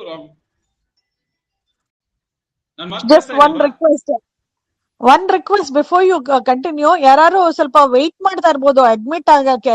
some people have got kicked out ಅನ್ಸುತ್ತೆ. So just admit them. Come back in. ಇಲ್ಲ, ನಾನು I am watching that. Okay, ಈಗ ನಮ್ಮ ಮೇಲೆ ಆದಂತ ದೌರ್ಜನ್ಯವನ್ನ ನಾವು ರಸ್ತೆಗಳು ಹೋರಾಟ ಮಾಡಬೇಕು, ಇಲ್ಲ ಒಂದು ಹೋರಾಟವಿಲ್ಲದೆ ಅದು ಹೇಗೆ ನಮಗೆ ನಮ್ಮ ಹಣ ವಾಪಸ್ ಬರ್ತಿತ್ತು? ನಮ್ಮ ಕಾನೂನಿನ ಹಕ್ಕನ್ನ ನಾವು ಹೋರಾಟ ಮಾಡ್ತಾ ಹೋಗ್ಬೇಕಾಗಿತ್ತು. ಆ ಒಂದು ಆಪ್ಷನ್ಗೆ ನಾನು ಸಾಕಷ್ಟು ಶ್ರಮ ಪಟ್ಟಿದ್ದೀನಿ. ಜೊತೆ ನಿರಂತರವಾಗಿ relentlessly I fought for that, and fought for that, not only to fight for our money, to convince you people That is the only way we will get back money. But ಜನಗಳಿಗೆ for their own reasons ಕೆಲವರು ವಯಸ್ಸಾದವರು, but let me tell you, ನಮ್ಮ ಹೋರಾಟದಲ್ಲಿ ನಿರಂತರವಾಗಿ ನಿಂತಿದ್ದ ವಯಸ್ಸಾದವರು, ನಮ್ಗೆ ಓಂಕಾರ್ ಅಂತವ್ರು ಅಥವಾ ಸೂರ್ಯನಾರಾಯಣ ಅಂತವ್ರು ಅಂಥವ್ರೆ ನಮ್ಮ ಹಿಂದೆ ಬೆನ್ನಿಂದ ನಿಂತಿದ್ದು. ಈ ಯಂಗ್ಸ್ಟರ್ಸ್ ಅವರೆಲ್ಲ ಅವ್ರಿಗೆ ಪಕ್ಕದ ಮನೆಯವ್ರಿಗೆ ಏನಾಗುತ್ತೋ ಅದೇ ನನಗೂ ಆಗತ್ತೆ, ನಾನು ಅಥವಾ ನಮ್ಮ ಸುಬ್ರಹ್ಮಣ್ಯ ಕಾರಂತವ್ರು ಇದಾರೆ, ಅವರು ಪಾಪ ಎಷ್ಟು ಅವ್ರ ವಯಸ್ಸು 70+ ಆದ್ರೂ ನಮ್ಮ ಹೋರಾಟಗಳಿಗೆ ಪ್ರತಿಯೊಂದು ಹೋರಾಟಕ್ಕೆ ಬರೋರು ಅವರು. ಈ ತರ it was a myth that senior citizens cannot come in, but maximum senior citizens ಬಂದಿದ್ದು. ಯಂಗ್ಸ್ಟರ್ಸ್ ಒಬ್ರು ಬರ್ಲಿಲ್ಲ. ಅವ್ರಿಗ್ಯಾರಿಗೂ ಅವ್ರ ಅಪ್ಪ ಅಮ್ಮ ಮಾಡಿದ ದುಡ್ಡು ಬೇಡ ಅವ್ರಿಗೆ, ಮತ್ತೆ ಅವ್ರು ಸಂಪಾದನೆ ಮಾಡಿದ ದುಡ್ಡು ಬೇಡ, ನಮಗೆ ವಯಸ್ಸಿದೆ, ನಾವು ಬೇರೆ ಕಡೆ ಸಂಪಾದನೆ ಮಾಡ್ತೀವಿ ಅಂತ. ಮತ್ತೆ they don't want to spend invest their money in getting back this investment. They don't want to invest in fight for struggle. ಹಾಗಾಗಿ ಈ ನೆಗ್ಲೆಕ್ಟ್ ಇಂದಾನೆ I am warning you again, ಯಾರ್ಯಾರು ನಿಮ್ಗೆ ಏನೇನು ತಲೆ ಹರಟೆ ಮಾತುಗಳು ಹೇಳಿದ್ರು, ಏನು ಸ್ಟ್ರೈಕ್ ಮಾಡ್ಬಿಟ್ರೆ ನಿಮ್ಗೆ ದುಡ್ಡು ಬಂದ್ಬಿಡತ್ತಾ? ಸ್ಟ್ರೈಕ್ ಮಾಡಿದವ್ರಿಗೆ ದುಡ್ಡು ಬಂತು. ಸ್ಟ್ರೈಕ್ ಮಾಡದ ಮನೇಲಿ ಕೂತ್ಕೊಂಡು ಮಣ್ಣು ಹತ್ತೋದವ್ರಿಗೆ ಒಂದು ನಯಾ ಪೈಸಾ ಎಲ್ಲ ಬರ್ತದೆ ನಿಮ್ಗೆ ಚಂಬು. ಐ ಆಮ್ ರಿಯಲಿ ಸಾರಿ, ನಾನು ಇಷ್ಟು ಪ್ಯಾಷನೆಟ್ ಆಗಿ ಮಾತಾಡ್ತಾ ಇದ್ದೀನಿ, I am sorry, but this is the truth and this is the reality. ನಿಮ್ಗೆ ಏನು ಸ್ಟ್ರೈಕ್ ಮಾಡ್ಬಿಟ್ರೆ RBI ಬಗ್ಬಿಡ್ತಾರ, RBI ಬಗ್ತಾರ, ಅವ್ರ ಅಪ್ಪನು ಬಗ್ತಾರೆ. ಹೋರಾಟದ ಮುಂದೆ ಯಾವ ಸ್ಟ್ರೆಂತ್ ಇಲ್ಲ. ಕೋರ್ಟ್ನವರು ನಿರ್ಭಯ ಕೇಸಲ್ಲೂ ಅಷ್ಟೇ, court has to form another committee to change the law itself because of the public movement. Public movement ಇರೋ ಸ್ಟ್ರೆಂತ್ ಯಾವ ಮೂವ್ಮೆಂಟ್ಗೂ ಇಲ್ಲ ಸ್ಟ್ರೆಂತ್. ನೀವು ಇದನ್ನ ಬಿಸ್ನೆಸ್ ಪ್ರಪೋಸಲ್ ತರ ತಗೊಂಡ್ಬಿಟ್ಟು ಅದನ್ನ ಏನು ಆ ಇನ್ವೆಸ್ಟರ್ ಕರ್ಕೊಂಡ್ಬರ್ತ, ಯಾವ ಇನ್ವೆಸ್ಟರ್ ತಾನೆ ಅವ್ನ ತಲೆ ಮೇಲೆ ಲಾಸ್ ಹಾಕೊಳಕ್ ಬರ್ತಾನೆ ಅವನು? ಅದೊಂದಷ್ಟು ಫಾರ್ಮರ್ಸ್ ಅಮೆಂಡ್ಮೆಂಟ್ ಆಕ್ಟ್ ಕೂಡ ರಿಪೀಲ್ ಮಾಡಿದ್ದಾರೆ because of the movement. Examples are many. But my point is, without a struggle, we couldn't have achieved anything, and that I have been proved right again and again and again. And you people are not understanding and realizing the power of people. ನಿಮ್ಗೆ ಇವತ್ತು Congress government ಇರ್ಬೋದು, BJP government ಇರ್ಬೋದು, ನಾಳೆ Janata Dal government ಇರ್ಬೋದು, ಯಾವ government ಇರ್ಬೋದು, ಯಾವುದೇ government ಇದ್ರು ಅವ್ರು ಬಗ್ಗೋದು ಜನಗಳ ಸಂಘಟನೆಗೆ, ಜನಗಳ ಹೋರಾಟಕ್ಕೆ ಹೊರತು ಇನ್ ಯಾವ್ದಕ್ಕೂ ಬಗ್ಗಲ್ಲ. ಅವರು ಕೋರ್ಟ್ ಆರ್ಡರ್ನೇ ಕೇರ್ ಮಾಡಿದೆ. ನೀವು ಹೋಗ್ಬೋದು ಕೋರ್ಟ್ ಅಲ್ಲಿ ನೋಡ್ಬೋದು, ಕೋರ್ಟ್ ಅಲ್ಲಿ every day at least 10 contempt cases are filed. Court ಕೇಸ್ಗೂ ಎದುರ್ಕೊಳ್ಳಲ್ಲ ಅವರು ಸರ್ಕಾರದವರು, if it is not in their political interest. We do not align our struggle with political capital ನಾವು ಲಗ್ಗೆ ಹಾಕಿ ಅವ್ರ ಪೊಲಿಟಿಕಲ್ ಕ್ಯಾಪಿಟಲ್ ಅನ್ನು ಪಂಚನ ಮಾಡಲಿಲ್ಲ ಅಂತ ಹೇಳಿದ್ರೆ they won't accept any of our demand. This is the stark reality. ಇನ್ನೂ ನಿಮ್ಗೆ understand ಆಗಿಲ್ಲ ಅಂತ ಹೇಳಿದ್ರೆ you better forget your money. ನನಗೆ ಕೈ ಆಗಲ್ಲ, ನನ್ ಕಾಲಾಗಲ್ಲ, ನನ್ಗೆ ನನ್ಗೆ ಅದು ಇದು ಅನ್ಕೊಂಡು ಬರೀ ನೀವು ಮನೆಯಲ್ಲಿ ಕೂತಿದ್ರೆ ನಿಮಗೆ you have already reconciled. I think most of you have already reconciled to the fact that ನಮ್ಗೆ ಏನು ಸಿಗಲ್ಲ, ನಮ್ಗೆ ಚಿಪ್ಪೆ ಸಿಗೋದು ಅಂತ. And you can continue with that if you don't want your money. But let me tell you, people like me or many people who are willing to struggle, who are willing to come out on the street, those people who are sitting back at home and listening to all kind of crap from all those idiotic people, you are not only scuttling your chance, you are cutting the chances of other people's also. This is the truth, stark truth and naked truth. Harish, in the meantime, what you have expressed exactly what was in my mind as well, and you have clearly outlined what the naked truth is. The power was in us, the people. And Arnab Goswami also told us in the very first Republic TV panel interview that he did with our Guru Raghavendra Bank depositors, that you have to get onto the streets. You have to get into the face of the people in the government.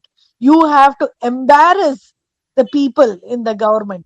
Only when you do that, only when you stand in their face on the streets in huge numbers and protest on the streets, you will be able to get something. PMC people did exactly this. They also took the support of all media channels, print, TV, radio, social media, and everything. But together with that, the most important thing they did was they came out in huge numbers in the streets, and not only in huge numbers, but they came out every week, if not every day, and stood in front of the gate of the RBI.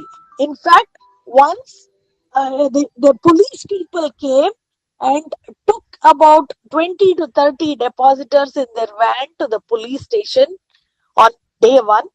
The second day, the police people came again and took 30 people to the police station on day two. The third day, the police people came where the PMC depositors were protesting and said, "You are doing the right thing." The police people themselves told the PMC depositors, "You people are doing the right thing, because if you do not do this, you will not get a single penny of your money, hard-earned money back." This is what the police told the PMC depositors. After 2 days of dragging them and taking them to the station in their vans. Of course, they were senior citizens. They were treated very nicely. There was no harm done to them.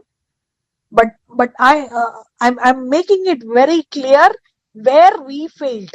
Just to add to what Chinthana is saying, I have demonstrated many times that police will not do anything. You have no threat from the police. The threat that you have from the real threat that you have are the traitors from within. Those idiots who say, what will happen with the strike? Those are the real traitors amongst us. They are the ones who are trying to sabotage our movement, our initiative. They are. In fact, when I go outside and meet people outside the ambit of the bank, and they say, ಏನ್ರಿ ನೀವು ಹೋರಾಟ ಮಾಡ್ತಾರೆ, ನಿಮ್ಗೆ ದುಡ್ಡು ಏನು ಆಕಾಶದಿಂದ ಉದುರತ್ತ ಅಂತ ಕೇಳ್ತಾರ ಜನ. ನೀವು ಹೋರಾಟ ಮಾಡಿದ್ರೆ ನಿಮ್ಗೆ ಹೆಂಗ್ರಿ ದುಡ್ಡು ಬರುತ್ತೆ? ನೀವು ಹೋರಾಟ ಇಲ್ಲ, ಈರಾಟ ಇಲ್ಲ, ಸುಮ್ಮನೆ ಮನೇಲಿ ಕೂತ್ಕೊಂಡ್ಬಿಟ್ಟು ಮಂತ್ರ ಹೇಳ್ಬಿಟ್ಟು ನಿಮ್ಗೆ ದುಡ್ಡು ಬಂದ್ಬಿಡತ್ತ. ಬ್ರಾಹ್ಮಣ ಅದಕ್ಕೆ ದಡ್ರು ಅಂತ ಹೇಳೋದಂತ ಮಾನ ಮರ್ಯಾದೆ ಕಳೀತಾರೆ ನಮ್ಗೆ. ನಾ ಹೇಳ್ತೀವಿ, ಇಲ್ಲ ಸರ್, ಇಲ್ಲ, ಜನ ಬರ್ತಾರೆ, ಹೋರಾಟ ಮಾಡ್ತಾ ಇದೀವಿ, ನಮ್ ಹೋರಾಟ ನಡೀತಾ ಇದೆ, ನಿರಂತರವಾಗಿ ನಡೀತಾ ಇದೆ ಅಂತ I tell them. But I know in stark reality what is happening. It is not the depositors who are averse to fighting. There are some unscrupulous elements who are traitors amongst us, who are trying to thwart these elements. Yakendre, whether it is borrowers, whether it is fraudsters, or whether some political leaders, I'm stressing this point, some political leaders, it is not in their interest that we go out on street and struggle. ಇದು ಆಗ್ತಾ ಇರೋದ್ರಿಂದಾನೆ ಈ ರಸ್ತೆಗೆ ನಾವು ಇಳಿದ್ರೆ ಅವ್ರ political interest against ಅಂತ ಹೇಳಿ ನಮ್ಮ ಜನಗಳ ಒಂದು ಮನಸ್ಥಿತಿನ ಟ್ವಿಸ್ಟ್ ಮಾಡಿ ಇಲ್ದೇ ಇರೋದೆಲ್ಲ ಸುಮ್ಮನೆ ತಲೆ ನಾವು ಹಾಕಿ ಅವ್ರ ಕಡೆಗೆ ಮಾಡಿದ್ದು ಏನೂ ಇಲ್ಲ, ನಮ್ಮನ್ನ ಬ್ಯಾಂಕಿನ ಲಿಕ್ವಿಡೇಷನ್ ಕಡೆಗೆ ತಳ್ಳಿದ್ದವ್ರು. All that they did was to push us towards the liquidation with all the wrong ideas and all wrong ideas and all misleading ideas and misleading initiatives. They took all us and pushed it into the dustbin and into the liquidation. And Harish, I'm very agitated. Harish, and I in the naivety of our depositor. ಅಲ್ಲ, ನಾವು ಹೋಗಿ ಅವ್ನ ಭಾಷಣ ಕೇಳ್ಕೊಂಡು ಅವ್ನ ಮೊಸರನ್ನ ಚಟ್ನಿ ಪುಡಿ ಕತೆ ಕೇಳ್ಕೊಂಡು ಚಪ್ಪಾಳೆ ಹೊಡೆದು ಬಂದಿದೀವಲ್ಲ ಅಂತ ಅಂದ್ರೆ ಇನ್ನೆಂಥ ಮೂರ್ಖರು ನಾವು. What kind of depositors are we? What kind of intellectuals are we? ಒಂದ್ ಮೊಸರನ್ನ ಚಟ್ನಿ ಪುಡಿ ಕತೆ ಹೇಳಿದಕ್ಕೆ ಚಪ್ಪಾಳೆ ಹೊಡೆದು ಬಂದ್ವಲ್ಲ ನಾವು. ಅವ್ರು ಹೇಳಿದ್ This is where education matters. ಹೊಡೆದ್ರೆ ದುಡ್ಡು ಬರತ್ತ, ಜಾಮಟೆ ಹೊಡೆದ್ರೆ ಟಮಟೆ ಹೊಡೆದ್ರೆ ಕೆಲಸ ಬರತ್ತ ಅಂತ ಹೇಳಿದ್ರು. ಈ ಜಾಮಟೆ ಟಮಟೆ ಹೊಡೆದಿಲ್ಲ ಅಂದಿದ್ರೆ ಇಷ್ಟು ಕೆಲಸ ಮಾಡ್ತಾ ಇದ್ರ ಇವರು? ಯಾವತ್ತು ಎಗರೋ ಹೊಡೆದ್ಬಿಟ್ರೆ ಹೋಗಿ ಗೆಟ್ ಔಟ್ ಅಂತ ಹೇಳಿದ್ರು ಅವರು. ಈಗ in fact many times they have already told many depositors get out. In fact you go as an ordinary depositor of Raghavendra Bank and go to Tejasvi Surya's office, they will kick you out literally. This has happened to many of our depositors and they have complained. And Harish, I wanted to read out another message that has been going around in many groups. I do not know who has published this message, but I got it as a forward, and I have posted it in all groups because it talks about some harsh truths. Because T Sangha's message actually sugarcoats what the MP told them. But this particular message, I don't know who has published this, but then it actually exposes the reality behind behind T Sangha's sugar-coated message. So I wanted to read out this. it's point number 1. This message said, that was going around, it said, RBI Governor Mr. Shaktikanta Das told MP Tejaswi Surya that the Guru Raghavendra Bank situation is irretrievable. It is a lost cause. Point number 2. The bank's audit report has destroyed all prospects of finding any tangible investor. Point number 3. Damage to the bank post Jan 2020. That means after Jan 10th, 2020, after Section 35A was invoked, is as big as the damage before the imposition of Section 35A. Unofficially, this is agreed upon even by the authorities. Point number 4. Huge damage to the bank's prospects has happened after September 2020 also. We all know who ran the show in this forsaken bank from this period. Point number 5. Zero cooperation or accommodation from RBI and zero interest in RCS with respect to Guru Raghavendra Bank. Point number 6. Foolish optimism by certain political party fans misled the depositors from the reality.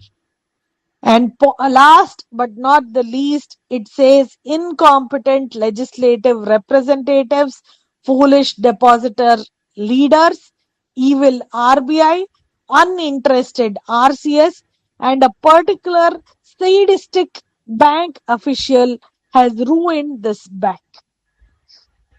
So this is a message that has been going around. That is complete reality. This is not only reality, this is a mirror on the face of our depositors.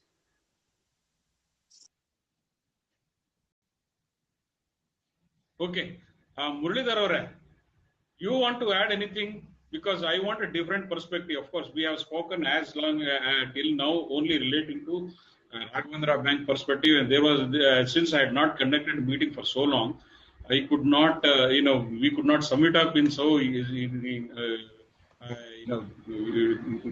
could not finish it off so early. But I will give you 5 minutes. Can you just give your opinion and give your perspective on these whole issues now?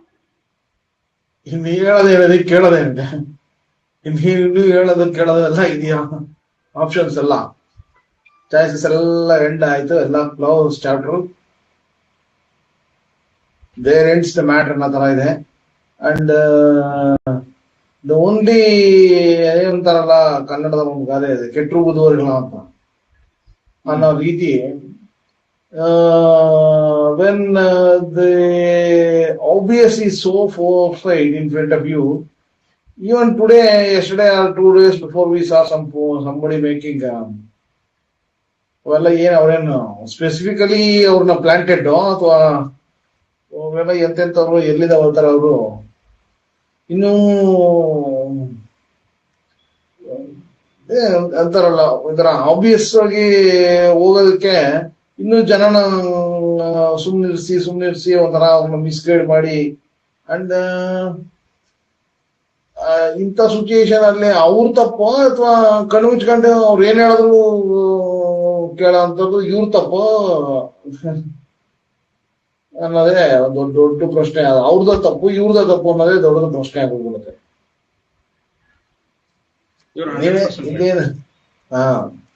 ಈ ಸ್ಟೇಜಿಗೆ ಬಂದಾಗ್ಲೂ ಇನ್ನು ಅವ್ರನ್ನ ತುಂಬಾ believe ಮಾಡತ್ತಾರ, ಇವ್ರು believe ಮಾಡ್ತಾ ಇರೋದು, ಅವರು definite ಆಗಿ ಇವ್ರಿಗೆಲ್ಲ ಮೋಸ ಮಾಡತ್ತಾರ ಆಗಿತ್ತು. So I think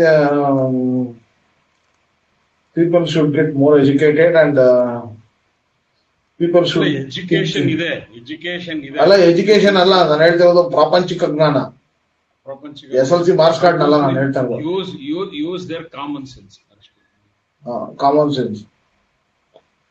Okay, anybody else wants to add anything to whatever that has been told till now? Because I have so many more things, but of course I cannot say anything in one meeting. Probably next to another room. This is a mind game. This is a mind game that the fraud nexus No, Chetana, together let with the others speak government also. has played with us. We had enough Call opportunity. by One name, wish to speak. Harish, call by name. Call each person by name and ask them to speak. I think because they are the sufferers, they have Harish to ಅವರೇ, come out and speak. Hello, ನಾ ಮಾತಾಡ್ತೇನೆ ಒಂದ್ ಹಾ, 2 ಹೇಳಿ ನಿಮಿಷ. ಆಯ್ತು, ಮಾತಾಡಿ sir, ಮಾತಾಡಿ. ಓಂಕಾರ ಅವರು. ಹಾ, ಹರೀಶ್ ಅವರ, ನೀವ್ ಹೇಳಿದ್ದು ಸತ್ಯ ಸಂಗತಿ. ನಾವ್ ಒಂದು ತಿಳ್ಕೊಂಡ್ಬಿಡೋಣ, ನಮಗೆ ಯಾರು ಸಹಾಯಕ್ಕಿಲ್ಲ. ಎಲ್ಲಾ ಅಲ್ಲೇ ಕೂಡಿದ್ದಾರೆ. ಎಲ್ಲಾ ಫ್ರಾಡ್ ಮಾಡಿದವ್ರು ಕೂತಾರೆ, ಭ್ರಷ್ಟಾಚಾರಿಗಳು ಸೇರ್ಯಾರ, ಎಕನಾಮಿಕ್ ಟೆರರಿಸ್ಟ್ ಸೇರಿದ್ದಾರೆ. ನಮ್ಮನ್ ಕೇಳೋರು ಯಾರು ಇಲ್ಲ. 5 ಮಂದಿ ಪಾಂಡವರು ಕೂತೀವಿ ನಾವು. ಕೌರವ್ರದೇ ದಬ್ಬಾಳಿಕೆ ಜಾಸ್ತಿ ಆಗಿದೆ. ಆದ್ರೆ ಸತ್ಯಮೇವ ಜಯತೆ. ಯಾಕೆ ಅಂದ್ರೆ ನೀವ್ ಒಬ್ರು ಪ್ರಯತ್ನ ಮಾಡ್ತಾ ಇದ್ದೀರಿ. ನೀವ್ ಇದ್ದಿದ್ದಿಲ್ಲ ಅಂದ್ರೆ ನಾವ್ ಎಲ್ಲಿರ್ತಿದ್ವೋ ಗೊತ್ತಿಲ್ಲ. ನಿಮ್ಮಲ್ಲಿ ನಿಂತು ಭಗವಂತ ಕೆಲಸ ಮಾಡಿಸ್ಲಿಕತ್ತಾನ. ನೀವು ಮಾಡ್ತಾ ಇದ್ದೀರಿ ಅಂದ್ರೆ ಇನ್ನೂ ಸ್ವಲ್ಪ ಆಶೆ ಇದೆ ಅಂತ ನಾವು ಭಾವಿಸ್ತೀವಿ. ಯಾವ್ದಕ್ಕೂ ನೀವು ಅಧೈರ್ಯ ಪಡಬೇಡ್ರಿ. ನಾವು ಬರೋದು ಇಷ್ಟೇ, 40 ಜನ 50 ಜನ, ಇದಕ್ಕಿಂತ ಜಾಸ್ತಿ ಯಾರು ಬರೋದಿಲ್ಲ. ನೀವು don't expect anything from us. Deposits ಯಾರು ಮುಂದೆ ಬರೋದಿಲ್ಲ. ಏನಿದು ಇದಿಷ್ಟೇ ಅಂತೂ ಇದ್ರೊಳಗೆ ನಾವ್ ಏನ್ ಮಾಡ್ತೀವಿ ಮಾಡ್ಬೇಕು. ಇಲ್ಲ ಅಂದ್ರೆ ನಮ್ ಕೈ ಬಿಟ್ಟು ಹೋಯ್ತು. ಇಷ್ಟು ಮಾತ್ರ ನಾ ಹೇಳಬಲ್ಲೆ. ನೀವು ಹೇಳ್ತಾ ಇರೋದು ಇದು ಅದು ಬಹಳ ಕಹಿ ಆದ್ರೂ ಸತ್ಯನೇ.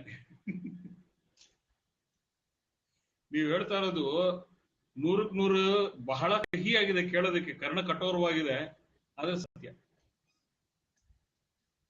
ಬೇರೆ ಯಾಕಂದ್ರೆ ನಾವು ಸುಮ್ಮನೆ ಆಸೆ ಇಟ್ಕೊಂಬೋದು ಬೇಡ. ಅವ್ರು ಬರ್ತಾರೆ, ಎಷ್ಟು ಅಂತ ಬರ್ರಿ. ಯಾರು ನಮ್ಗೆ 50 ಜನ ಸಹಿತ ಅಲ್ಲ, ಕೆಲವೊಬ್ರು 4 ಮಂದಿ ಮಾತಾಡ್ತಾರೋ, ಇನ್ನೊಬ್ರು ಯಾರು ಮಾತಾಡುದಿಲ್ಲ, ಬರುದಿಲ್ಲ, ಮಾತಾಡೋ ಇಂಟ್ರೆಸ್ಟು ಇಲ್ಲ, ಅವ್ರು ಮಾತಾಡೋದು ಇಲ್ಲ. ಅದು ಎಕ್ಸ್ಪೆಕ್ಟ್ ಮಾಡೇಬಾರ್ದು. ನಾವೇನು ಎಕ್ಸ್ಪೆಕ್ಟ್ ನಾವು ಮಾಡೋ ಕರ್ತವ್ಯ ಮಾಡು. ನಿಮ್ಮಲ್ಲಿ ನಿಂತು ನೀವು ಮಾಡ್ತಾ ಇದ್ದೀರಿ, ಅದೇ ನಮಗೊಂದು ಆಶಾ. ಅದು ಎಷ್ಟು ನಮಗೆ ದೇವ್ರು ನಮ್ಗೆ ಶಕ್ತಿ ಕೊಟ್ಟ ಅಷ್ಟು ಮಾಡೋಣ. ಅದು ನಾವು ನಸೀಬಿದ್ರೆ ಬರುತ್ತೆ, ಇಲ್ಲ ಅಂದ್ರೆ ಇಲ್ಲ. ಸರ್ ನಮಸ್ತೆ. ಸರ್ ನೀವು ಹೇಳಿದ್ದು ಒಳ್ಳೇದು, ಆದ್ರೆ ಒಂದು ಹೇಳ್ತೀನಿ, ನಮ್ಮ ನಸೀಬ್ ನಾವೇ ಮಾಡ್ಕೊಳ್ಳೋದು ಸರ್. ಅದೊಂದು ಮಾತ್ರ ಹೇಳಿ. ಏನ್ ಮಾಡ್ತೀರಿ ನೀವು ಹೇಳ್ರಿ? ಏನ್ ಮಾಡ್ಲಿಕ್ಕೆ ಶಕ್ಯದ? ಏನು ಮಾಡ್ಲಿಕ್ಕೆ ಶಕ್ಯ ಇಲ್ಲ. ಮಂದಿ ಬೀದಿಗೆ ಬರುವುದಿಲ್ಲ. ನಾವು ಎದ್ದು ತರ್ಲಿಕ್ಕೆ ಬರ್ತದ, ಕರ್ಕೊಂಡ್ ಬರ್ಲಿಕ್ಕೆ ಬರ್ತದ. ಯಾರು ಬೀದಿಗೆ ಬರುದಿಲ್ಲ. ಯಾಕಂದ್ರೆ ಅವ್ರಿಗೆ ಉಂಡಾರ ಅವ್ರಿಗೆ ಏನ್ ಬಂದ್ರಂತೂ ಹೋದ್ರು ಹೋಯ್ತು. ಇದ್ದಾರಲ್ಲ ದುಡ್ಡು ಹೊಟ್ಟೆ ತುಂಬಿದವ್ರು ಇದ್ದಾರೆ. ಮತ್ತು ಇಂಡೈರೆಕ್ಟ್ಲಿ ಅದು ಏನ ಹೇಳಿಕ್ ಬರಂಗಿಲ್ಲ. ಅವ್ರು ಬರುದಿಲ್ಲ ಅಂದ್ರೆ ಬರುದಿಲ್ಲ ಅಷ್ಟೇ. ಯಾರು ಇದಕ್ಕಿಂತ ಹೆಚ್ಚಿನ 50 ಮಂದಿ ಜಾಸ್ತಿ ಆಗುದಿಲ್ಲ. ಇದೇ ನಾ ಬಂದಿನಿ, ಇಷ್ಟರೊಳಗೂ ಸಹಿತ 50% ಬಂದು ನಮ್ಗೆ ಯಾರು ಸಹಾಯ ಮಾಡುದಿಲ್ಲ. ನಾವ್ ಇಷ್ಟೇ ಒದರ್ಕೋತ ಹೋಗೋದು, ಗಂಟ್ಲ ಹರ್ಕೊಂಬೋದು, ಮತ್ತೆ ರಿಸಲ್ಟ್ ಒಂದೇ. ಇಲ್ಲಿವರೆಗೆ ಆಗಿದ್ದು ಅದೇ, ಇನ್ನು ಮುಂದೆ ಆಗುದು ಅದೇ. ಅದಕ್ಕೆ ಆಸ್ಪದ ಕೊಡೋಕ್ಕಿಂತ ಪ್ರಯತ್ನ ಮಾಡೋಣ. ನಾವೇನೋ ಒಬ್ಬ ಅರ್ಜುನ ಇಡೀ ಮಹಾಭಾರತವನ್ನು ಗೆದ್ದ. ಆಗ ಒಬ್ಬ ಹರೀಶ್ ಅವರು ಇಡೀ ಮಹಾಭಾರತದ ಸಹಕಾರಿ ಆಗುವಂತೆ ಅವರು ಕೂಡ ನಮ್ಮಲ್ಲಿ ಗೆದ್ದಿ ಚಾನ್ಸಸ್ ಅದ. ಆಶಾ ಇಟ್ಕೊಂಬೋಣಂತ, ಮಾಡೋ ಪ್ರಯತ್ನ ಮಾಡೋಣಂತ, ಫಲ ದೇವ್ರಿಗೆ ಬಿಡೋಣ. Thank you sir. Sir Srinivasa ಮೂರ್ತಿಗಳೇ. ಸರ್ ನಮಸ್ತೆ. ನಾವು ತಮಗೆ ಮತ್ತು UB ವೆಂಕಟೇಶ್ ಅವರಿಗೆ ಬಹಳ ಕೃತಜ್ಞತೆಗಳನ್ನ ಅರ್ಪಿಸ್ತೀವಿ. ಯಾಕೆಂದ್ರೆ ನೀವು ಇರೋಷ್ಟು ಪ್ರಯತ್ನ ಮಾಡಿ ಎಲ್ಲ ಡೆಪಾಸಿಟ್ ಕೂಡಿ ಸಾಮೂಹಿಕ ಒಟ್ಟಾಗಿ ಹೆಚ್ಚಿನ ಬಲದಿಂದ ಮಾಡೋಣ ಅಂತ ನೀವು ಸಾಧನೆ ಮಾಡಕ್ಕಾಗದೇ ಇದ್ರು ನೀವು ಇದನ್ನ ಹಿಂದಕ್ಕೆ ತಗೊಳ್ದಿರಾ ಕೊನೆ ತನಕ ಮಾಡಿದ್ರಿ. ಅದೇ ರೀತಿ UB ವೆಂಕಟೇಶ್ ಸಾಹೇಬ್ರು ಕೂಡ ಅವ್ರಿಗೆ ಮತದಾರ ಸರಿಯಾಗಿ ಅವ್ರಿಗೆ ಕೊಟ್ಟು ಅವ್ರಿಗೊಂದು ಇದು ಮಾಡದೇ ಇದ್ರು ಅವ್ರು ಬಹಳ ಡಿಪ್ರೆಸ್ ಆದ್ರು. ನೀವು ಹೇಳ್ದಂಗೆ ತಿರ್ಗಾ ಸದನದಲ್ಲಿ ಅದನ್ನ ಮಂಡಿಸಿ ಅದನ್ನ ತಿರ್ಗಾ ಪುನರಾವರ್ತನೆ ಮಾಡ್ತೀನಿ ಅಂತ ಹೇಳೋದು ಒಂದು ದೊಡ್ಡ ವಿಷಯ. ಸೊ ಇದು ಯಾವುದೋ ಒಂದು ಪಕ್ಷಕ್ಕಲ್ಲ, ವ್ಯಕ್ತಿ ಮೇಲೆ ಅದು ಡಿಪೆಂಡ್ ಆಗುತ್ತೆ. ಸೊ ಅದರಿಂದ ನಿಮಗೆ ಫಸ್ಟ್ ಇಬ್ಬರಿಗೂ ನನ್ನ ಸಾಷ್ಟಾಂಗ ಕೃತಜ್ಞತೆಗಳು. ಸೊ ಇಲ್ಲಿ ನನಗೆ ಏನ್ ಅನ್ಸಿತ್ತು ಅಂದ್ರೆ ಇವತ್ತಿನ ಡಿಸ್ಕಷನ್ ಅಲ್ಲಿ PMC ಬ್ಯಾಂಕ್ ಅಲ್ಲಿ ಅದೇ ಹೇಳಿದ್ದು, ಅವರೆಲ್ಲ ಒಟ್ಟಾಗಿ ಹೋರಾಡಿದ್ರು, ಒಟ್ಟಾಗಿ ಈಚೆ ಬಂದ್ರು, ಒಟ್ಟಾಗಿ ಇದ್ ಮಾಡಿದ್ರು. ಅಲ್ಲಿ ಏನ್ ಗೊತ್ತಿಲ್ಲ ಎಕ್ಸಾಕ್ಟ್ಲಿ. ಅಲ್ಲಿ ಒಂದೇ ಒಂದು ಆರ್ಗನೈಸೇಷನ್ ಇತ್ತೇನೋ ಹೋರಾಟಕ್ಕೆ. ಇಲ್ಲಿ ಏನಾಗಿದೆ ಆದ್ರೆ ಇಲ್ಲಿ ಹೇಳ್ದಂಗೆ ಕಂಪ್ಲೀಟ್ ಒಂದು 2 ಸಂಸ್ಥೆಗಳಾಗಿ ಅವರು ಏನ್ ಅನ್ಕೊಂಡಿದ್ರು, ಯಾವ್ದು ರೂಲಿಂಗ್ ಪಾರ್ಟಿ ಸೆಂಟ್ರಲ್ ಗವರ್ಮೆಂಟ್ ಇದೆ, ಸ್ಟೇಟ್ ಗವರ್ಮೆಂಟ್ ಇದೆ, ಇವ್ರು ಮಾಡದೇ ಇರೋದು ಇನ್ಯಾರು ಮಾಡಕ್ಕಾಗುತ್ತೆ ಅನ್ಕೊಂಡು ಹೆಚ್ಚಿನ ಒಂದು ಜನ ಅಲ್ಲಿನ ಒಂದಕ್ಕೆ ಹೋಗಿ ಅವರು ನೀವು ಹೇಳ್ದಂಗೆ MP MLAಗಳು ಅವ್ರು ಮನ್ಸು ಮಾಡಿದ್ರೆ ಆಗಲ್ಲ ಅಂತ ಹೋದ್ರು. ಈ ಕೊನೆ ವಿಷಯದಲ್ಲಿ ಅವ್ರಿಗೆ ಅರ್ಥ ಆಗಿರುತ್ತೆ. ಯಾಕಂದ್ರೆ ಮೆಂಬರ್ಸ್ ಗಳಿಗೆ ಯಾರಿಗೂ ಅರ್ಥ ಆಗ್ತಿರ್ಲಿಲ್ಲ. ಎಲ್ಲಾರು ಈ ವಿಷಯದಲ್ಲಿ ಫೈನಾನ್ಸ್ ಪಂಗದಲ್ಲಿ ಇಂಟೆಲೆಕ್ಚ್ ಆಗಿ ಯೋಚನೆ ಮಾಡಿರ್ತಾರೆ. ಅದರ ದಾರಿ ಕಾಣ್ದಿರ ನೋಡೋಣ ಅಂತ ಇನ್ನೇನ್ ನೋಡೋದ್ರಲ್ಲಿ ಇನ್ನೇನಿಲ್ಲ, ಈಗ ಮುಗೀತು ಅಂತ ನನಗನ್ಸುತ್ತೆ. ಈ ಒಂದು ನಮ್ಮ ಕಾರ್ಯಕ್ರಮನ ನಾವು ಮಾಡ್ಕೊಂಡು ಹೋಗ್ತಾ ಇದ್ದಾಗ ಸ್ವಲ್ಪ ಏನು ವಿಷಯ ಅನ್ನೋದನ್ನ ತಿಳ್ಕೊಂಡು ಹಿಡಿಸ್ತಾ ಹೋದ್ರೆ ಅಲ್ಲಿನವರೇ ಇರೋ ಮೆಂಬರ್ಸ್ ಕೆಲವರು ವಾಲಂಟ್ರಿ ಆಗಿ ಅವರು ಅಲ್ಲಿ ಬರ್ಬೋದು. ಇಲ್ಲಿ ಯಾವ್ದೋ ಒಂದು ಅಂದ್ರೆ ನಮ್ಗೆ ನಮ್ಮ ಸಂಘಕ್ಕೆ ಬರ್ತಾ ಇದ್ರು ಒಟ್ಟಾಗಿ ಹೋರಾಟಗಾರರು ಬರ್ಬೋದು. ಅದು ಒಂದು ಫ್ಯೂಚರ್ ಡೆವಲಪ್ ಆಗ್ಬಹುದು ಅಂತ ನನ್ನ ಅನಿಸಿಕೆ. ಎರಡನೇದೇನು ಅಂದ್ರೆ ಈ ನಮ್ದು ಬರೀ ರಾಘವೇಂದ್ರ ಬ್ಯಾಂಕ್ ಅಲ್ಲಿ ನಾವೊಬ್ರೇ ಅಲ್ಲ, ಈ ಇದ್ರಲ್ಲಿ ಬೇರೆ ಬೇರೆ ಸಂಸ್ಥೆಗಳು ಕೂಡ ಸುಮಾರು ದುಡ್ಡಿಟ್ಟಿದ್ದಾರೆ. ಸೊ ಇದು ವೈಂಡ್ ಅಪ್ ಆಯ್ತು ಅಂದ್ರೆ ಅವ್ರಿಗೆ ಏನು ಅವರು ಒಂದ್ ಸ್ವಲ್ಪ ಹೋಪ್ಸ್ ಇಟ್ಕೊಂಡಿರೋದ್ರಿಂದ ಅವ್ರಿಗೂ ಏನು ಸಿಗುತ್ತೆ ಅನ್ನೋ ಇನ್ನೋದು ಯಾವ್ದು ಇಲ್ಲ, ಅವರು ಇದೇ ತರ ಇರ್ತಾರೆ. ಅದಕ್ಕೆ ನಾವು ಯಾವ್ದಾದ್ರ ಮುಖಾಂತರ either by writing or by some protest ಮಾಡಿ ಅವರು ಎಲ್ಲ ನೋಡಿ ಇದು ಈ ಸ್ಟೇಜ್ ಬಂದಿರೋದ್ರಿಂದ ಈ ಬೇರೆ ಅಂಗಸಂಸ್ಥೆಗಳು ಇಲ್ಲಿ ಯಾರು ಇಟ್ಟಿದ್ದೀರಾ ಅವ್ರಿಗೂ ಇದರಿಂದ ಏನೂ ಒಂದು ಸಿಗಲ್ಲ. ತಮ್ಮ ಕನ್ಸರ್ನ್ಡ್ ಯಾವ್ದು ಸೊಸೈಟಿ ಇದೆ ಅಥವಾ ಏನಿದೆ ಅದು ನಿಮಗೂ ಕೊಡಕ್ ಅವರು ಅಸಮರ್ಥರಾಗಿರ್ತಾರೆ ಅಂತ ಒಂದು ಅವೇರ್ನೆಸ್ ನ ಹೇಗಾದ್ರೂ ಒಂದು ಕಾರ್ಯಕ್ರಮ ಹಮ್ಮಿಕೊಂಡು ನಾವು ಅದನ್ನ ತಂದ್ರೆ ಸ್ವಲ್ಪ ಅವಾಗ ಏನಾಗುತ್ತೆ, ನಮ್ಮ ಸ್ಟ್ರೆಂತ್ ನ್ಯಾಚುರಲಿ ಎಲ್ರೂ ಒಂದು ಡಿಪೆಂಡೆಂಟ್ ತಾನೆ. ಈಗ ನಾನ್ ರಾಘವೇಂದ್ರ ಬ್ಯಾಂಕ್ ಅಲ್ಲಿ ಇಟ್ಟಿರೋದ್ರಿಂದ ನಾನು ತಲೆ ಕೆಡ್ಸ್ಕೊಂಡಿದೀನಿ, ಆ ಸಂಸ್ಥೆಯವರು ಅಲ್ಲಿ ರಾಘವೇಂದ್ರ ಬ್ಯಾಂಕ್ ಅಲ್ಲಿ ಇಟ್ಕೊಂಡ್ರೆ ಆ ಸಂಸ್ಥೆ ಮೆಂಬರ್ಸ್ಗಳು ಅದು ಅವೇರ್ನೆಸ್ ತಂದು ಅಂದ್ರೆ ಒಂದ್ ಸ್ವಲ್ಪ ಟೈಮ್ ತಗೊಂಡ್ರು ಇದು ಸ್ಟ್ರೆಂತ್ ಡೆವಲಪ್ ಮಾಡಕ್ಕೆ ಎಲ್ರೂ ಶ್ರಮ ಮಾಡೋಣ. ಇರೋದೇ 50 ಜನ ಆದ್ರೂ ಗ್ರಾಜುಯಲಿ ಅದು 50-100 ಆಗ್ಬಹುದು, ಸ್ವಲ್ಪ ಸಮಯ ತಗೋಬಹುದು. ಬಟ್ ನಾವು ಹಿಮ್ಮಟ್ಟು ಮಾಡೋದು ಬೇಡ. ನೀವು ನನ್ಗೆ ಗೊತ್ತು ನಿಮ್ಮ ಒಳಗೆ ಏನಪ್ಪಾ ಇಷ್ಟು ಮಾಡಿದ್ರು ಇದು ನನಗೆ ಈ ತರ ಒಂದು ಇದು ಅಂತ, ಬಟ್ ನನಗೆ ಅನ್ಸುತ್ತೆ ಈಗ ಚೇಂಜಸ್ ಆಗ್ಬೋದು. ಬಟ್ ಅಲ್ಲಿ ಈಗಾದ್ರೂ ಈ ಒಂದು ಸ್ಟೇಜ್ ಬಂದಿರೋದ್ರಿಂದ ನಮ್ಮ ಒಂದು ಇದರಿಂದ ಫೋರಮ್ ಇಂದ ಸ್ವಲ್ಪ ಅವೇರ್ನೆಸ್ ಸ್ವಲ್ಪ ಜಾಸ್ತಿ ಮಾಡಿ, ಅಥವಾ ಎಲ್ಲಾರು ಒಂದು ಬ್ಯಾನರ್ಸ್ ತರ ಹಾಕಿ ಈ ಸ್ಟೇಜ್ ಬಂದಿರೋದ್ರಿಂದ ಅಂಗಸಂಸ್ಥೆಗಳಿಂದಾನು ಏನೂ ಬರಲ್ಲ, ಈಗ ಎಲ್ರೂ ಒಗ್ಗಟ್ಟಾಗದೇ ಇದ್ರೆ ಏನೂ ಆಗಲ್ಲ ಅಂತ ಹೇಳಿ ನೀವು ಇನ್ನೊಂದ್ ದಿನ ಯಾವತ್ತೋ ಒಂದಿನ ಒಂದು 15 ದಿನ ಬಿಟ್ಟು ಒಂದ್ ಕಡೆ ಒಂದು ಗೆಟ್ ಟುಗೆದರ್ ಮಾಡ್ಕೊಂಡಾಗ ನೋಡೋಣ ಅಲ್ಲಿ ಎಷ್ಟು ಜನ ಬರಬಹುದು ಅವತ್ ದಿನಕ್ಕೆ ಅಂತ ಅನ್ಸುತ್ತೆ. ಸೊ ಅದ್ರ ಮೇಲೆ ಮುಂದೆ ಏನಾದ್ರು ಕಾರ್ಯಕ್ರಮ ಮುಂದಕ್ಕೆ ಹಾಕೊಳ್ಬಹುದು. ಸೊ ಯಾಕೆಂದ್ರೆ ನಮ್ಗೆ ಇನ್ನೇನ್ ನೀವು ಕೋರ್ಟ್ ಗೇಟ್ ಏನೇ ಫೈಲ್ ಮಾಡಿದ್ರು ಅದೆಲ್ಲ ಎಲ್ಲಾರ್ಗು ವಯಸ್ಸಾಗೋಗಿದೆ, ಅದೇನಾಗುತ್ತೆ ಅಂತ ಗೊತ್ತಿಲ್ವಲ್ಲ ಫೈನಲ್ ಔಟ್ಕಮ್. ಈ ಹೋರಾಟನೇ ಇರೋದು. ಬಟ್ ಈ ಒಂದು ಸ್ಟೇಜ್ ಬಂದಿರೋದ್ರಿಂದ ಈಗ ಒಂದ್ ಸ್ವಲ್ಪ ಜನಗಳಿಗೆ ಅರ್ಥ ಆಗಿರೋರು ಅಟ್ಲೀಸ್ಟ್ ಯಾರು ದುಡ್ಡು ಬರ್ಬೇಕು ಅವ್ರು ಯಾವ್ದೇ ಆ ಸಂಘ ಈ ಸಂಘ ಅಂತಲ್ಲ, ದುಡ್ಡು ಎಲ್ಲಿ ಯಾರು ಹೋರಾಟ ಮಾಡ್ತಾರೋ ಅಲ್ಲಿ ಬರ್ತಾರೆ ಅಂತ ನನ್ನ ಅನಿಸಿಕೆ. ಮುಂಚೆ ಲಾಸ್ಟ್ ಟೈಮ್ ಆದಂಗ ಆಗಲ್ಲ, ಯಾಕೆಂದ್ರೆ ಆವಾಗ 2 ಕಡೆನೂ ನೀವು ಹೇಳಿದಂಗೆ ಪ್ಲಸ್ ಏನು ಪ್ಲಸ್ ಗವರ್ಮೆಂಟ್ ಅಂತ ಇತ್ತು ಅಂತ ಎಲ್ಲ ಹೋಪ್ಸ್ ಇಟ್ಕೊಂಡಿದ್ರು. ಈಗ ಅದು ಇಲ್ಲ. ಸೊ ಅದೊಂದು. ಎರಡನೇದು ನೀವು ಹೇಳಿದಂಗೆ ಡಬಲ್ ಇಂಜಿನ್ ಸರ್ಕಾರ. ಅದೇ ಸೊ ಈಗ ಡಬಲ್ ಇಂಜಿನ್ ಸರ್ಕಾರದಲ್ಲಿ ಏನಾಯ್ತು, ಮುಂದ್ಗಡೆ ಒಂದು ಇಂಜಿನ್ ಇತ್ತು, ಹಿಂದ್ಗಡೆ ಒಂದು ಇಂಜಿನ್ ಇತ್ತು. ಎತ್ತಿ ಏರ್ಗಿಳಿತು ಅಂದ್ರೆ ಕೋಣ ನೀರ್ಗಿಳಿತು ಅಂತ ಆಗೋಯ್ತು. ಅದೇ ಎಲ್ಗ ಅಲ್ಲಿ ಮಧ್ಯದಲ್ಲಿ ಬೋಗಿ ಇದ್ದು ನಾವು ಅಲ್ಲೂ ಇಲ್ಲ, ಬಾಲಸುರ್ಗೋಯ್ತು, ಎಲ್ಲ ಬಾಲಸುರ್ಗೋಯ್ತು. ಅದೇ ಹೇಳಿದ್ರು. ಅದಕ್ಕೆ ಅದು ತಂದು ಆಮೇಲೆ ನಾವು ತಿರ್ಗಾ ಈ ಸರ್ಕಾರಕ್ಕೂ ಅಟ್ಲೀಸ್ಟ್ ಒತ್ತಾಯ ಮಾಡಿ ಈ ತರ ಮಾಡ್ತಾ ಇರೋದ್ರಿಂದ ಅಟ್ಲೀಸ್ಟ್ ಇದನ್ನ ನೀವು CBI ಒಪ್ಸಿ ಅಂತ ಈಗ ನಮ್ಮ ಒಂದು ಇವರೆಲ್ಲ ಹೋಗಿ ಒಂದು ಕೇಳಿ ಒಂದು ರೆಪ್ರೆಸೆಂಟೇಷನ್ ಕೊಟ್ಟು ಹಂಗಾದ್ರೂ ಒಂದು ಮೂವ್ ಮಾಡಿ ಕೊನೆಗೆ CBIಗೆ ಅಟ್ಲೀಸ್ಟ್ ಈ ಗೌರ್ಮೆಂಟ್ ಇಂದ ಆದ್ರೂ ಕಳ್ಸಿದ್ರೆ ಅಟ್ಲೀಸ್ಟ್ ಅದು ಎನ್ಕ್ವೈರಿ ಆದ್ರೂ ಆಗ್ಲಿ. ಇವ್ರು ಏನೇ ಡಿಸಿಷನ್ ತಗೊಂಡ್ರು it will be CBI has to take ಅಂತ ಇದು ಒಂದು ಮಾರ್ಗನ ಮಾಡ್ಕೊಂಡ್ರೆ ನಾನು ಹೇಳಿದ್ರೆ ಕ್ರಮೇಣ ಸ್ವಲ್ಪ ಜಾಸ್ತಿ ಆಗುತ್ತೆ. ಸ್ವಲ್ಪ ಅವೇರ್ನೆಸ್ ಕೊಡ್ಬೇಕು. Sir, even to make this government act and submit this to CBI.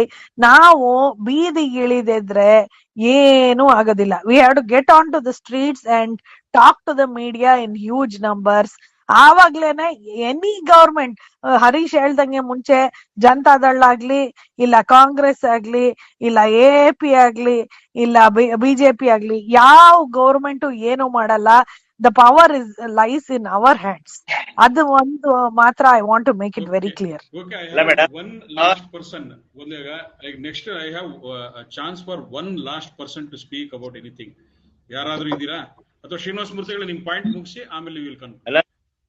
Just Harish ನನಗೆ ಮಾತಾಡಕ್ ಇಷ್ಟ ಇಲ್ಲ. I wanted to bring one important point to the table. ನೀವು ಸುಪ್ರೀಂ ಕೋರ್ಟ್ ಕೇಸ್ ಫೈಲ್ ಮಾಡಿದೀರಾ, that is very good.